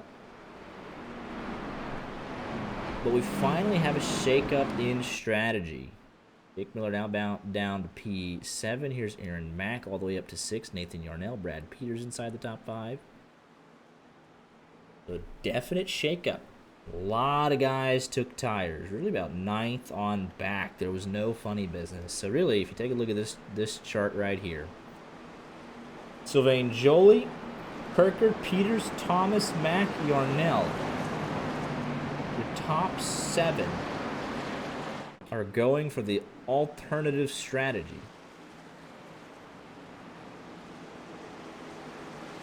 So this will be a very interesting play here.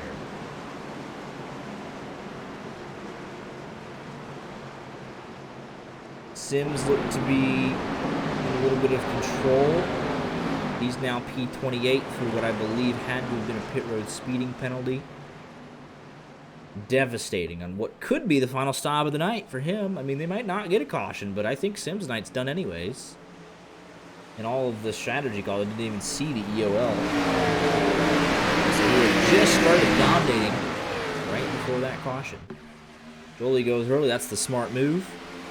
Guys on older tires in front of Moynihan, Jake Miller, and look at this mess we have here. Everybody fanning out.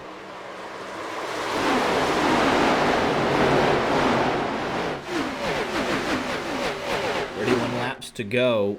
No waiting around. There's Nick Hansen. He's trying to make some progress. 3 wide. Yarnell right in the midst of it. 3 wide to the tunnel turn. It doesn't normally work. Hang on to it, Jordan Smith. Somehow they get it through that corner. Aiden Kirker wasted no time.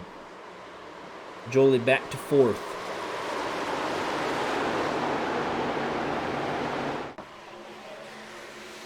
Jake Miller leading the strategy of guys on the fresh tires, but he has no drafting help down the front straightaway.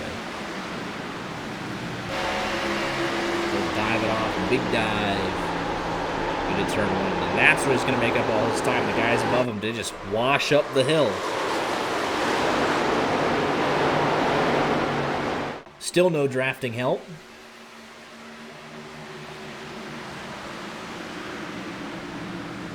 He'll clear down into the tunnel turn.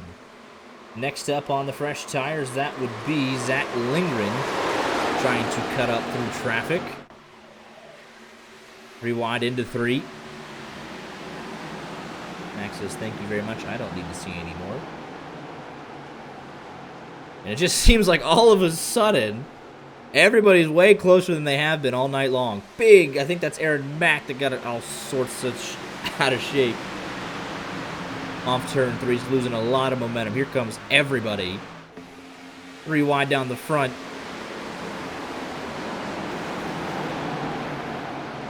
He's just trying to hang on. Yeah, where was all of this? I haven't seen any of this. They're going for it. Gonna be 4 wide, staggered off turn number 1.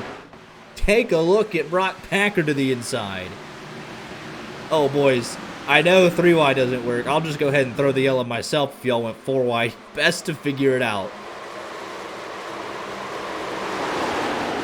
Packard on fresh tires. He's up 20 spots. He knows he's got a good chance here. Pick up some free spots. This is about as high as he's run tonight. It is. From a low of 34th. Oh, Jordan Smith on the wall. And there it is. Everyone's going to pile in. There's more. Blown motor.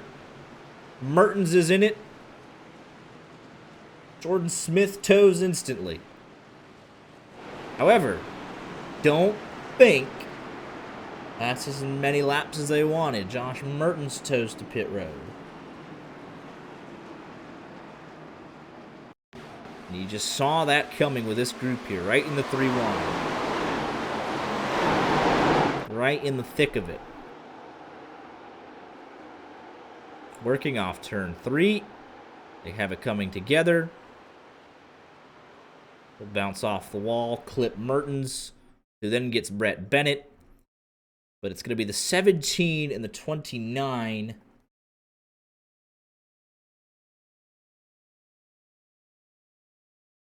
Just the slightest bit of contact, just ever so close, not clear. 17, 99, 35. The 06 is going to have a terrifying view of this. Nowhere to go. Bam, just like a top into Mertens, into Brett Bennett. And blown motor, Jordan Smith's night is done. Josh Mertens, front end damage. Would be very out of sorts competitively. On board here with the 06 machine of Gabriel Lafrene.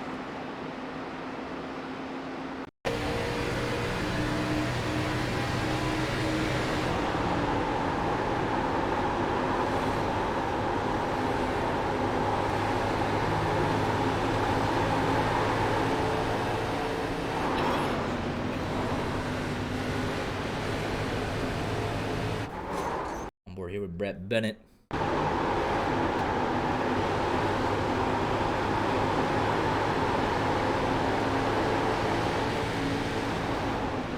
Thinks he's good, gonna sail through, just gets clipped.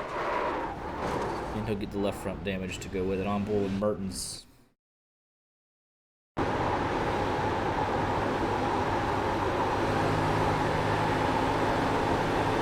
Never what you want to see in front of you. Bam. Significant contact on both ends. We fast forwarded it to Wishin. Let's go back one more lap.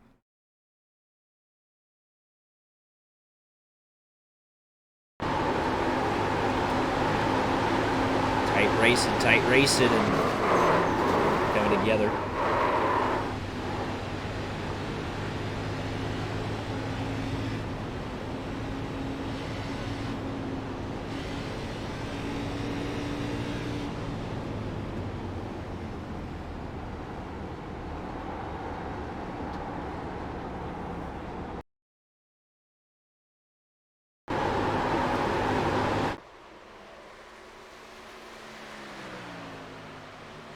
Nick Hansen, I think he was in it, but I think he got bailed by the netcode.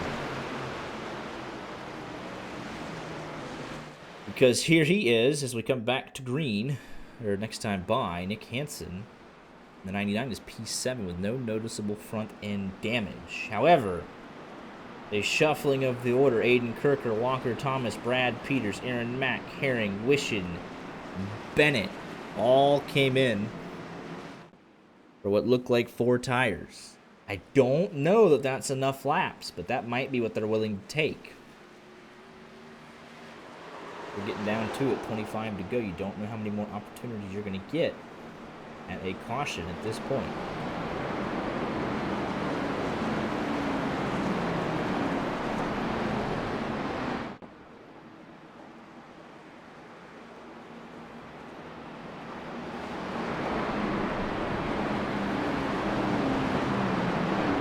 On top of the pace car.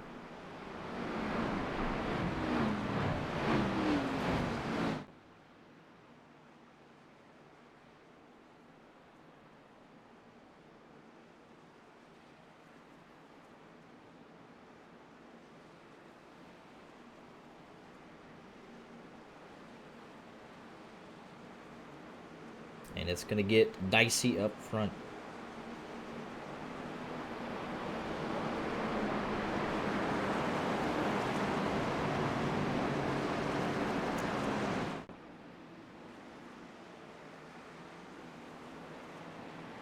King up here, Moynihan up here, Sylvain Jolie still hanging tough.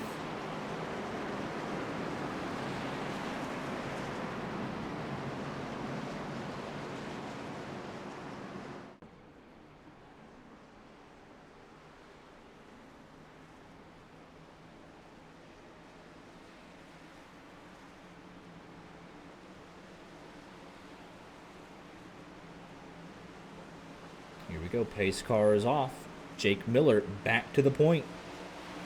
Back underway. Kingcock, great restart, right with him. Kingcock all the way up to P2.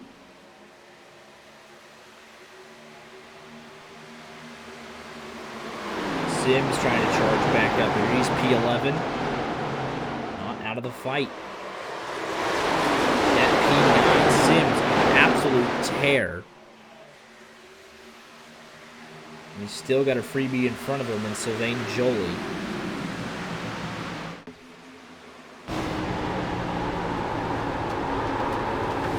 Laps to go this time by. Sims shot out of a cannon. Aiden Kirker leading the lap, 73 guys. And a host of others behind him.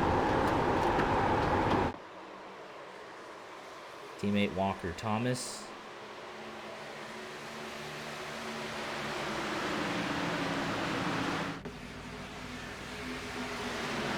Thinking about a dive there and stays in line, but the 85 says, all right, if you're not going to make a move, I will. E2 way up the hill. Packard in the fence. Just about. Lafrene way up top. Everyone's fighting for what they could get down the stretch. Nick Hansen thought his race was over. He's P7. John Wilco, P11. Late race charge for him. Sylvain Jolie, I know, still has a set of tires. If he gets a caution in 5 more laps, he could be a factor. Wilco diving to the inside. Knows he's got the fresher tires and will use them. He'll clear up. Personal best coming in for a lot of drivers right now. 5 drivers under a blanket, 7/10 of a second.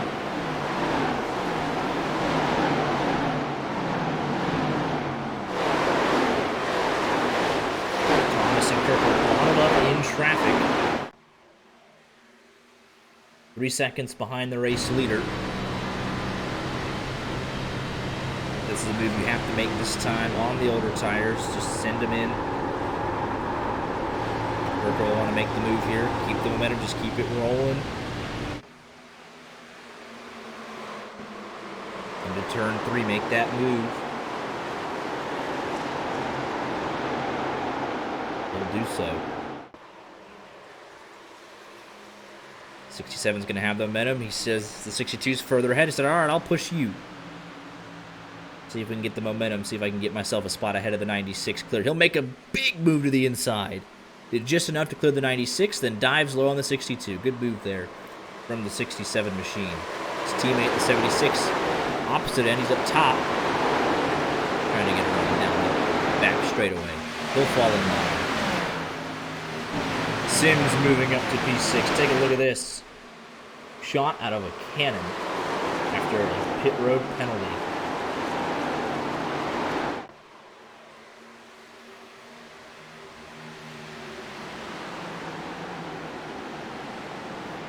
Moving. Fastest lap of anybody in the whole race so far, and he is 0.8 of a second behind the race leader, looking for more. To my knowledge, on the same strategy as everyone around him right now, so not at a disadvantage. Only a handful of guys can play spoiler with the tire offset. Sylvain Jolie down in 17th, now 18th. Just trying to get that lucky caution that he needs. Walker Thomas leading the guys that pitted on lap 73 to show it to you right here. It's not a big difference. 6 laps, 2 seconds behind them. Can they get there?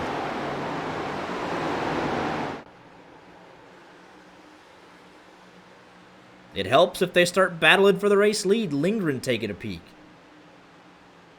as they've kind of dropped away from Kincott. Sims all the way to P4. In the draft.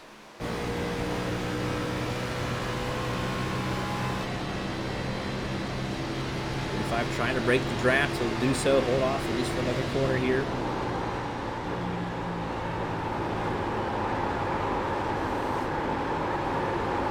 Thomas by Trent Curtis.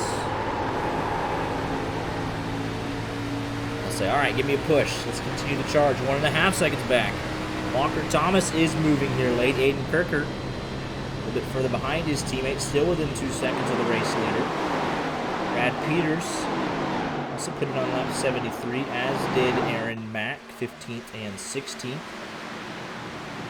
As did Brett Bennett, although with a little bit of damage on that car still, I'm sure, internally.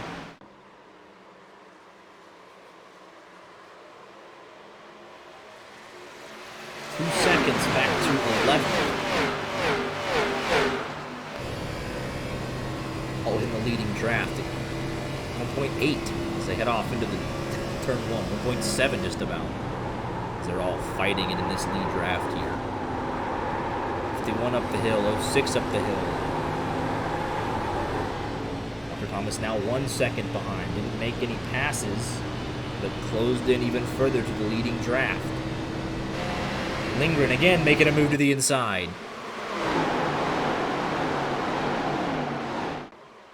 45 a little loose there off of 2. That's brought everyone right back into it. Again, the 85 looks low.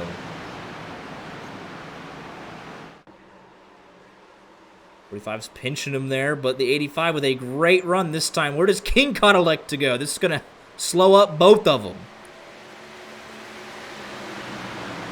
Kincott can make it 3 wide for the race lead if he wanted to. He's going to stick with Jake Miller. No help for the 85. That's when you take it 3 wide, my boy. That's when you take it 3. If there's ever a time you have all that room to take it 3 at Pocono, Lindgren slides through to the inside. There is Walker Thomas. There is Aiden Kirker right there. 6-lap pressured tires. Thomas going to try and brave it around the outside, nearly into the bag of the 49. Gets held up a little bit. Here comes Moynihan, and here comes Kirker. He now leads the strategy of the guys on this lap 73 pit stop, beating and banging above them between Moynihan and Packard. Moynihan holds the spot. No drafting help for the 76 or the 67. Things start to spread out a little bit as the battling happens behind the leaders rather than with them.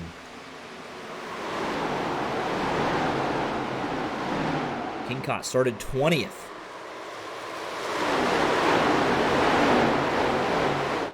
But his car got so much better at the end of the first stage.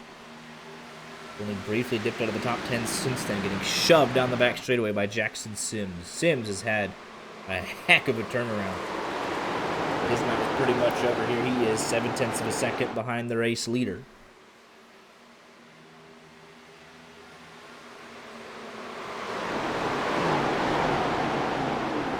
How much tire did he use, though, is the question. And can the 67 and the 76, can they get back? They got held up a good bit by Moynihan and Packard. And they haven't seemed to have made an impression since then, even though they do have the fresher tires. Because they also had to cut up in traffic. That's one way to do it, though, if the 49 runs all the way up the hill. He's going to try the crossover, but got no drafting help. He got a heck of a run there off turn 2. And this has to be frustrating with the 67 when you know you have fresher tires. 49 a little loose, though. He'll lose both spots. He's carried too much speed into the tunnel turn and in danger of losing a third.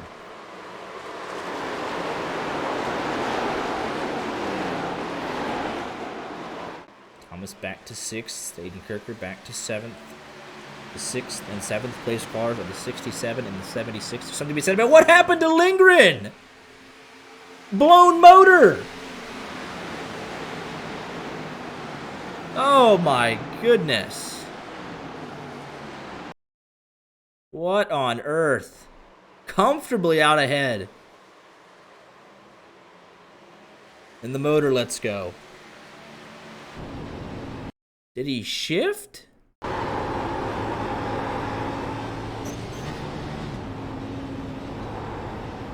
What on earth?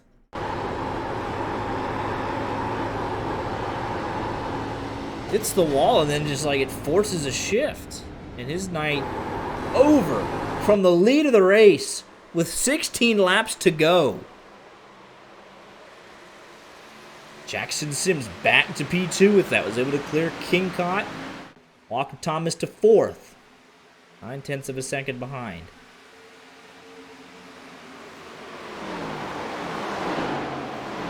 What a heartbreaker. For Zach Lindgren.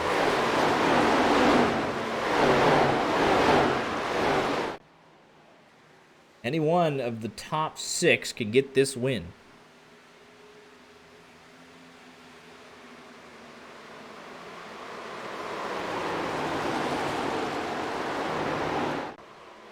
Lindgren on pace for a 29th place finish as a result of that engine failure.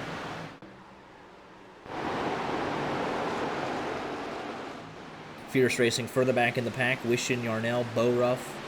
Jolie still hoping for that caution. 10 laps to go on a restart. That'd give him a lot of time to make something happen on fresher tires.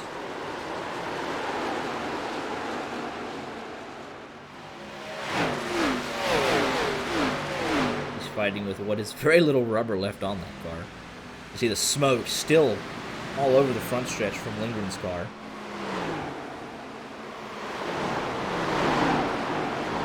Mackin high and in the wall. Just about. See any damage? I think he was barely able to avoid it. We'll do one more and crank it up tonight. We're live on YG Media as we head for 10 laps to go.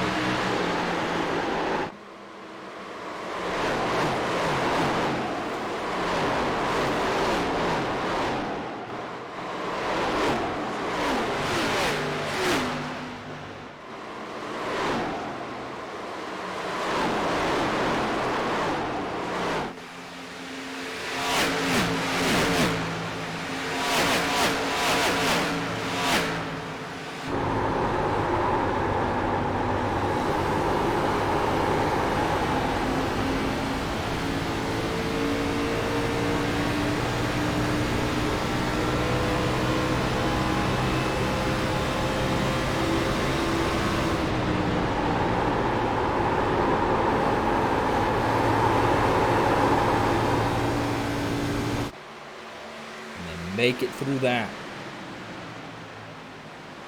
Kirker and Thomas have finally gotten through pretty much everybody else. 6 lap fresher tires, 1 second behind. Can they go get the top 2? I'd know that Sims cannot have tires as good a shape as Jake Miller because look at the progress he had to do to get back up here. There's simply no way. He's hanging tough, though. Last lap was a little bit quicker. What does Aiden Kirker have? Kirker. Thomas had to work their way through the field, obviously. Taking that gamble to stay out. They were about a 10th quicker. At least Aiden Kirker was on that last lap. Driver on board for Aiden Kirker as he seeks to close in here on the top 2 even further.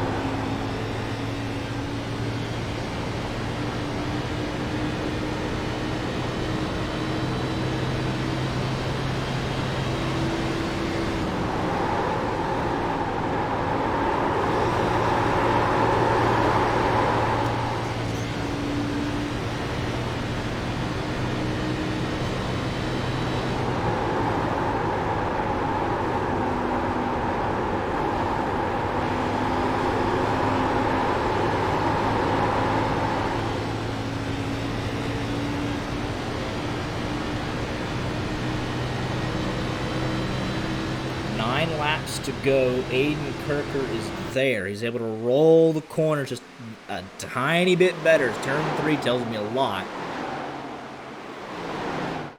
He's able to get that momentum. But here comes Walker Thomas. He can throw a wrench into this. The two guys with the fresher tires start fighting each other. But Sims not able to close in any more than what he is. And under pressure here from Kirker.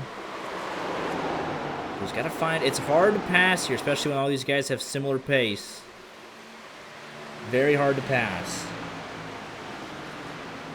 Now the 67's on scene, so it's any one of these 4 to win it.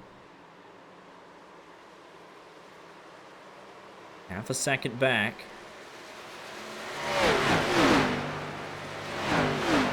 Ideally, you'd like for Sims to get up there and battle. Make Jake Miller use his stuff a little bit. That way you can pass them both.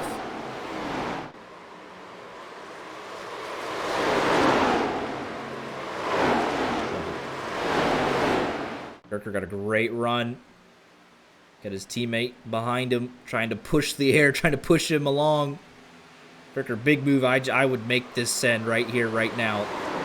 You're going to lose time. Oh, he's going to fall back, and here's his... lose time to the leader doing that. Such a hard place to push. 67 says, get back in there. Go run down Sims. Sylvain Jolie didn't have enough fuel to make it. He makes his pit stop.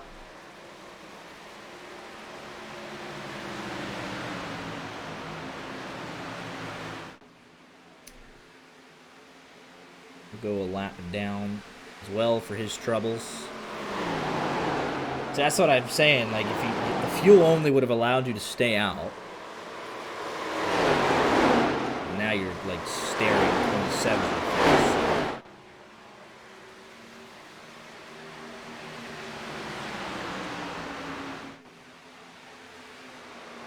Good battles further back in this field. John Wilco trying to crack into the top 10 on Nick Henson. It's behind that Minto, Bennett, Furland, and Mack. Even further back, Steve Herring inside the top 25 at 9 positions. Matt Mackin, Jared Wishing, the squad all right in this mix. Diego Rodriguez.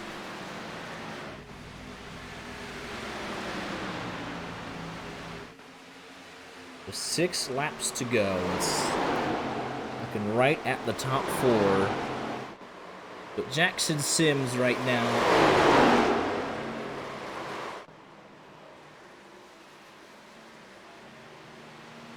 doing an excellent job, obviously, for Spectrum Racing, in the fact that he's not going to be an easy pass for the Elite Motorsports duo of Kirker and Thomas. Why would you roll over and let them, who you know to have fresher tires, why would you just let them on by and go attack your teammate, maybe you lose the race? All he's got to do is keep his momentum here wound up. As long as they can't side draft him, and yeah, he's clear again, so a huge moment right there. Elite Motorsports 3 and 4 trying to find a way around 1 and 2. But honestly, from what I've seen in the last 5 laps, they've got it.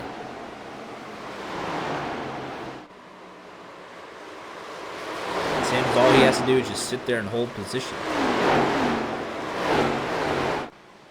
They can't even figure out who wants to attack from 3rd place. Because all the while, Jake Miller's dragging Jackson Sims around. So Sims getting the draft off his teammate, just trying to hold his position. 4 laps to go, and it's got to be so frustrating. You're 4 car lengths behind the race leader.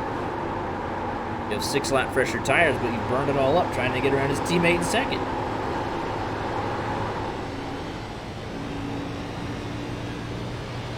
It's a bit like a DRS chain in Formula 1. He's 2 car lengths back, getting pulled by Miller. He's 2 car lengths back, getting pulled by Sims. He's 2 car lengths back, now 3 car lengths back, getting pulled by Kirker.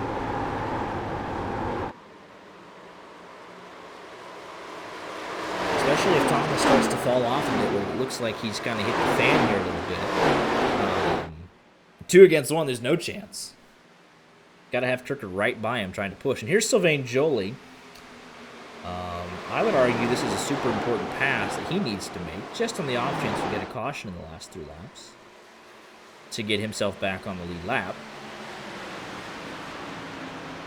Not that there's a whole lot of lap cars, but every little bit helps. And he's got the massive refresher tires. He's running 55s. The other guy's running 56, so at least a second faster. 3 laps to go. You don't want to be a factor, but, I mean, it's your race.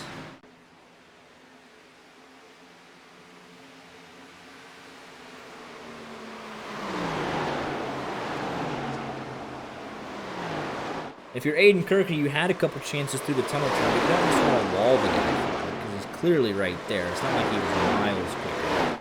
He stuck his nose in on the tunnel turn. Sims kept them pinched down there.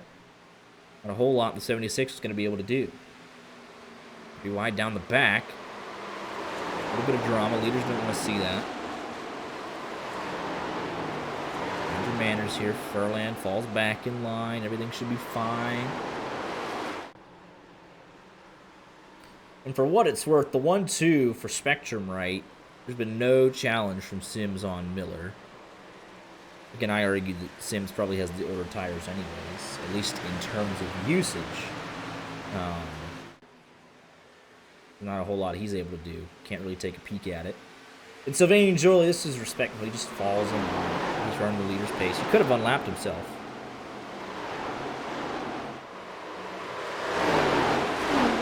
My son picked Jake Miller to win. It's looking like a good pick with a lap and a half to go. New Zealand leading, that's great. They've actually now pulled away from Kirker. He gave it a couple shots. So now what do you do if you're Jackson Sims on the last lap? You know you have no pressure. You'll close into a car length and a half going off into turn number 1.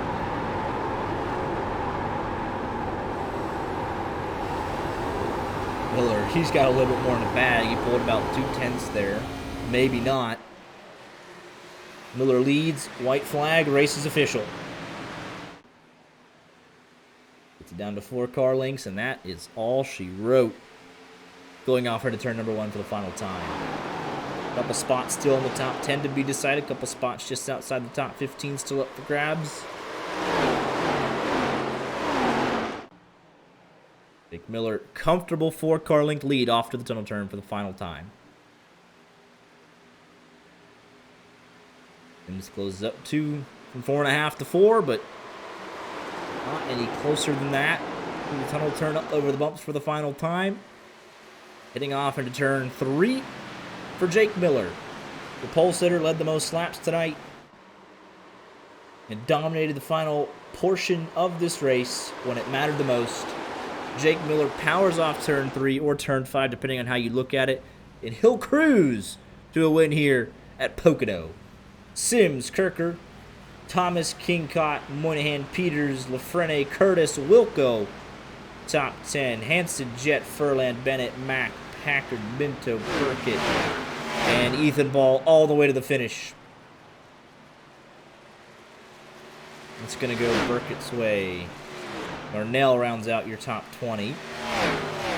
Jared Wishin, Bo Ruff fighting to the line. Rodriguez, B25, and Chris Quad.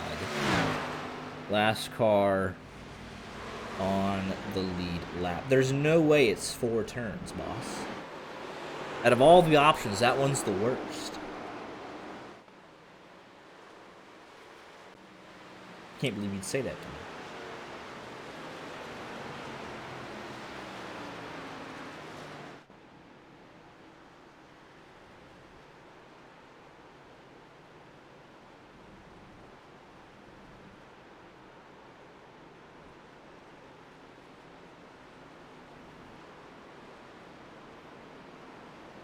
It's literally the short shoot at Indy. What are we talking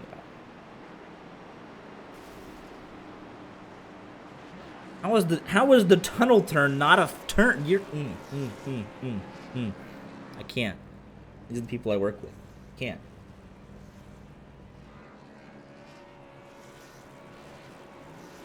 Man said it's got 2 turns. Got turn 1 and turn 3.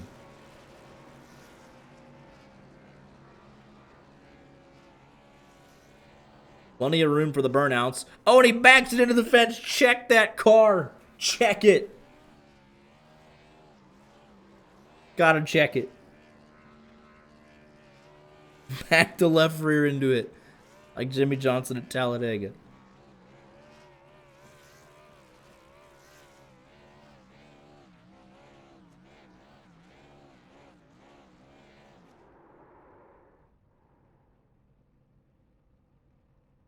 Aggressive burnout there from the 45 machine. Let's go ahead and get your podium drivers up on the screen for everybody.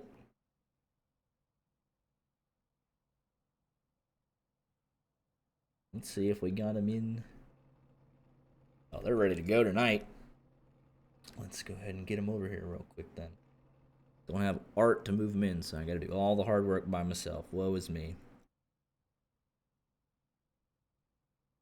Here with your race winner tonight, Jake Miller in the 45 machine, capping off an excellent evening from the pole and the race win. And another thrilling fight, had to hold off a number of hard chargers late in the going, but able to get it done and see out the win.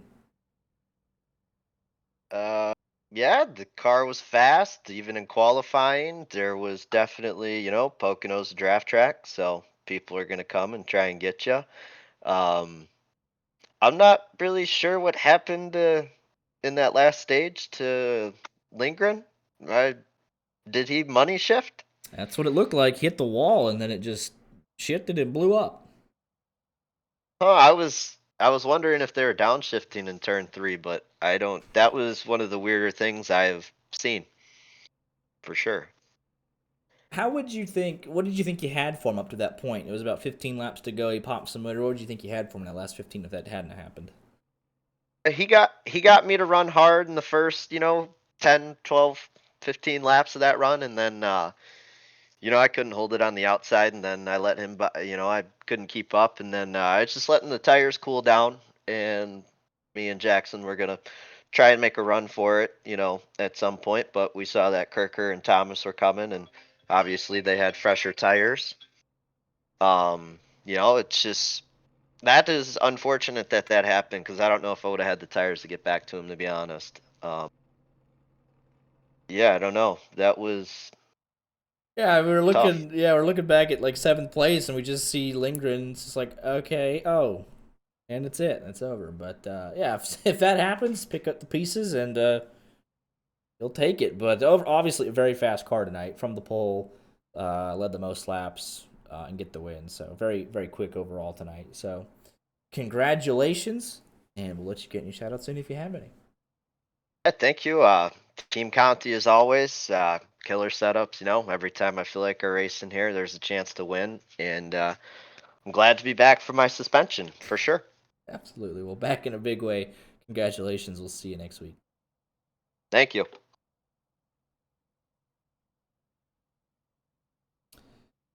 Here with your runner-up tonight, Jackson Sims in the 26 machine. Started third, finished second. A great result for the team tonight, a 1-2. And followed him all the way home tonight, so a solid result. Yeah, yeah, good result, especially considering I tried to ruin this race for myself by speeding up pit road. I heard my teammate said you guys said my race is over, so that gave me a little bit extra motivation. I was like, oh, he sped with Come back through the field. yeah, it was Yeah, like 20 something to go, or just inside of 30 to go, and you had just taken the lead right before that caution, and you had actually looked pretty good. Probably the furthest anyone's been out front tonight, about 6 car lengths. So you looked really good right up till that point. yeah, yeah, it was really fun. Race. The air made it difficult to kind of pass, but it was manageable, and um, yeah, I can't believe I shot myself in the foot like that. I'm glad it didn't. Probably would have finished second to Jake anyway, so glad it didn't hurt me too bad. But yeah, that was a fun race. Yeah, absolutely. Yeah, Pocono is difficult to pass, but definitely in charge through the field there in that final stage. So thrilling to watch, and congratulations on the podium. And we'll let you get any shout outs in if you have any. Yeah, thanks to all my teammates, Jake and Brent had a really good run tonight. And then you guys for doing broadcasts. Everybody watching back at home. Congratulations again. We'll see you next week. See you. Thank you.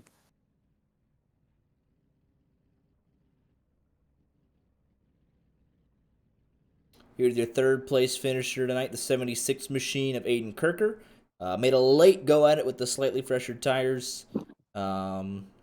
Everyone at the end was so equal, those top five, so equal on pace, and Pocono hard to pass with the draft, but gave it your all and winds up on the podium. Yeah, I knew going into it that the 26 is going to be fast. Not sure if the 45 is going to be or not, but if he was, he's going to be quick. So had to bring our 8 game, and we brought it. We still brought it, and just wasn't enough. Car was a little bit of a handful early on in the race, and we got some adjustments, felt comfortable, and tried to just get off strategy just to get some advantage. But man, it's just typical Pocono. Can have the faster car, can't pass, and then before you know it, your advantage is gone. You're just all equal running the same lap time, so nothing you can do. So it is what it is. Still great points today. Nothing to be ashamed of, and I think we'll have the points lead back just to lose it because I'm gonna be going away for work for the next 2 weeks, so that sucks. But hey, yeah, good points tonight at a place that I despise going to. So Tricky triangle, but yeah, it's fun. I mean, there was a little bit of tire strategy there right at the end. You and Walker obviously putting 6 laps later and just having to go through the whole field to get back up there, so that's fun to watch. yeah, we try to make it exciting. I know Pocono can be either feast or famine, and just trying to have fun and see what we can do. And hey, at least we didn't lose anything, so I'd call the strategy a win. Absolutely. Well, congratulations again on the podium, and we'll see you back from the work trip in a couple of weeks. Hell yeah. And that'll be it from us here tonight. Let's get the final race results. A relatively clean, calm evening for the most part. A couple isolated things here and there. One of them right at the beginning. A big one with Chrisman and Madigan. Jeremy Brown also involved in that. But other than that, pretty straightforward race. 53 laps, just over half the race led by Jake Miller. His teammate Jackson Sims half a second behind. Aiden Kirker 1 second behind. John Wilco from 36 to 10th. Hard charger. That was a good point tonight. He needed it. He's on the cut line right on that bubble. So a very, very good points tonight for John Wilco. Good result for Trent Curtis and a spot start for him. He tried a couple alternative strategies and able to hang on and end up P9. Jackson Sims' fastest lap of the race. He was moving there. Position for Jake Miller. 2 stage cautions, 3 incident-related cautions, 7 lead changes with 7 leaders. So, I believe we're at San Diego next. The new track. Can't even Quantum. I don't know. Quantico. Naval Base Corando or something. Whatever they call it. Never been there. Had to buy the track like everybody else to even show up and race. Broadcast and all that fun stuff. Gonna be a complete unknown. I mean, just entirely unknown and new to everybody. Racing at a naval base next week. Or we're off next week. No. 15th, 20. Okay, yeah. No. Back next week. We're off tomorrow night. Trucks are off. They'll join us at San Diego next week as well. So looking forward to that. See y'all next Monday.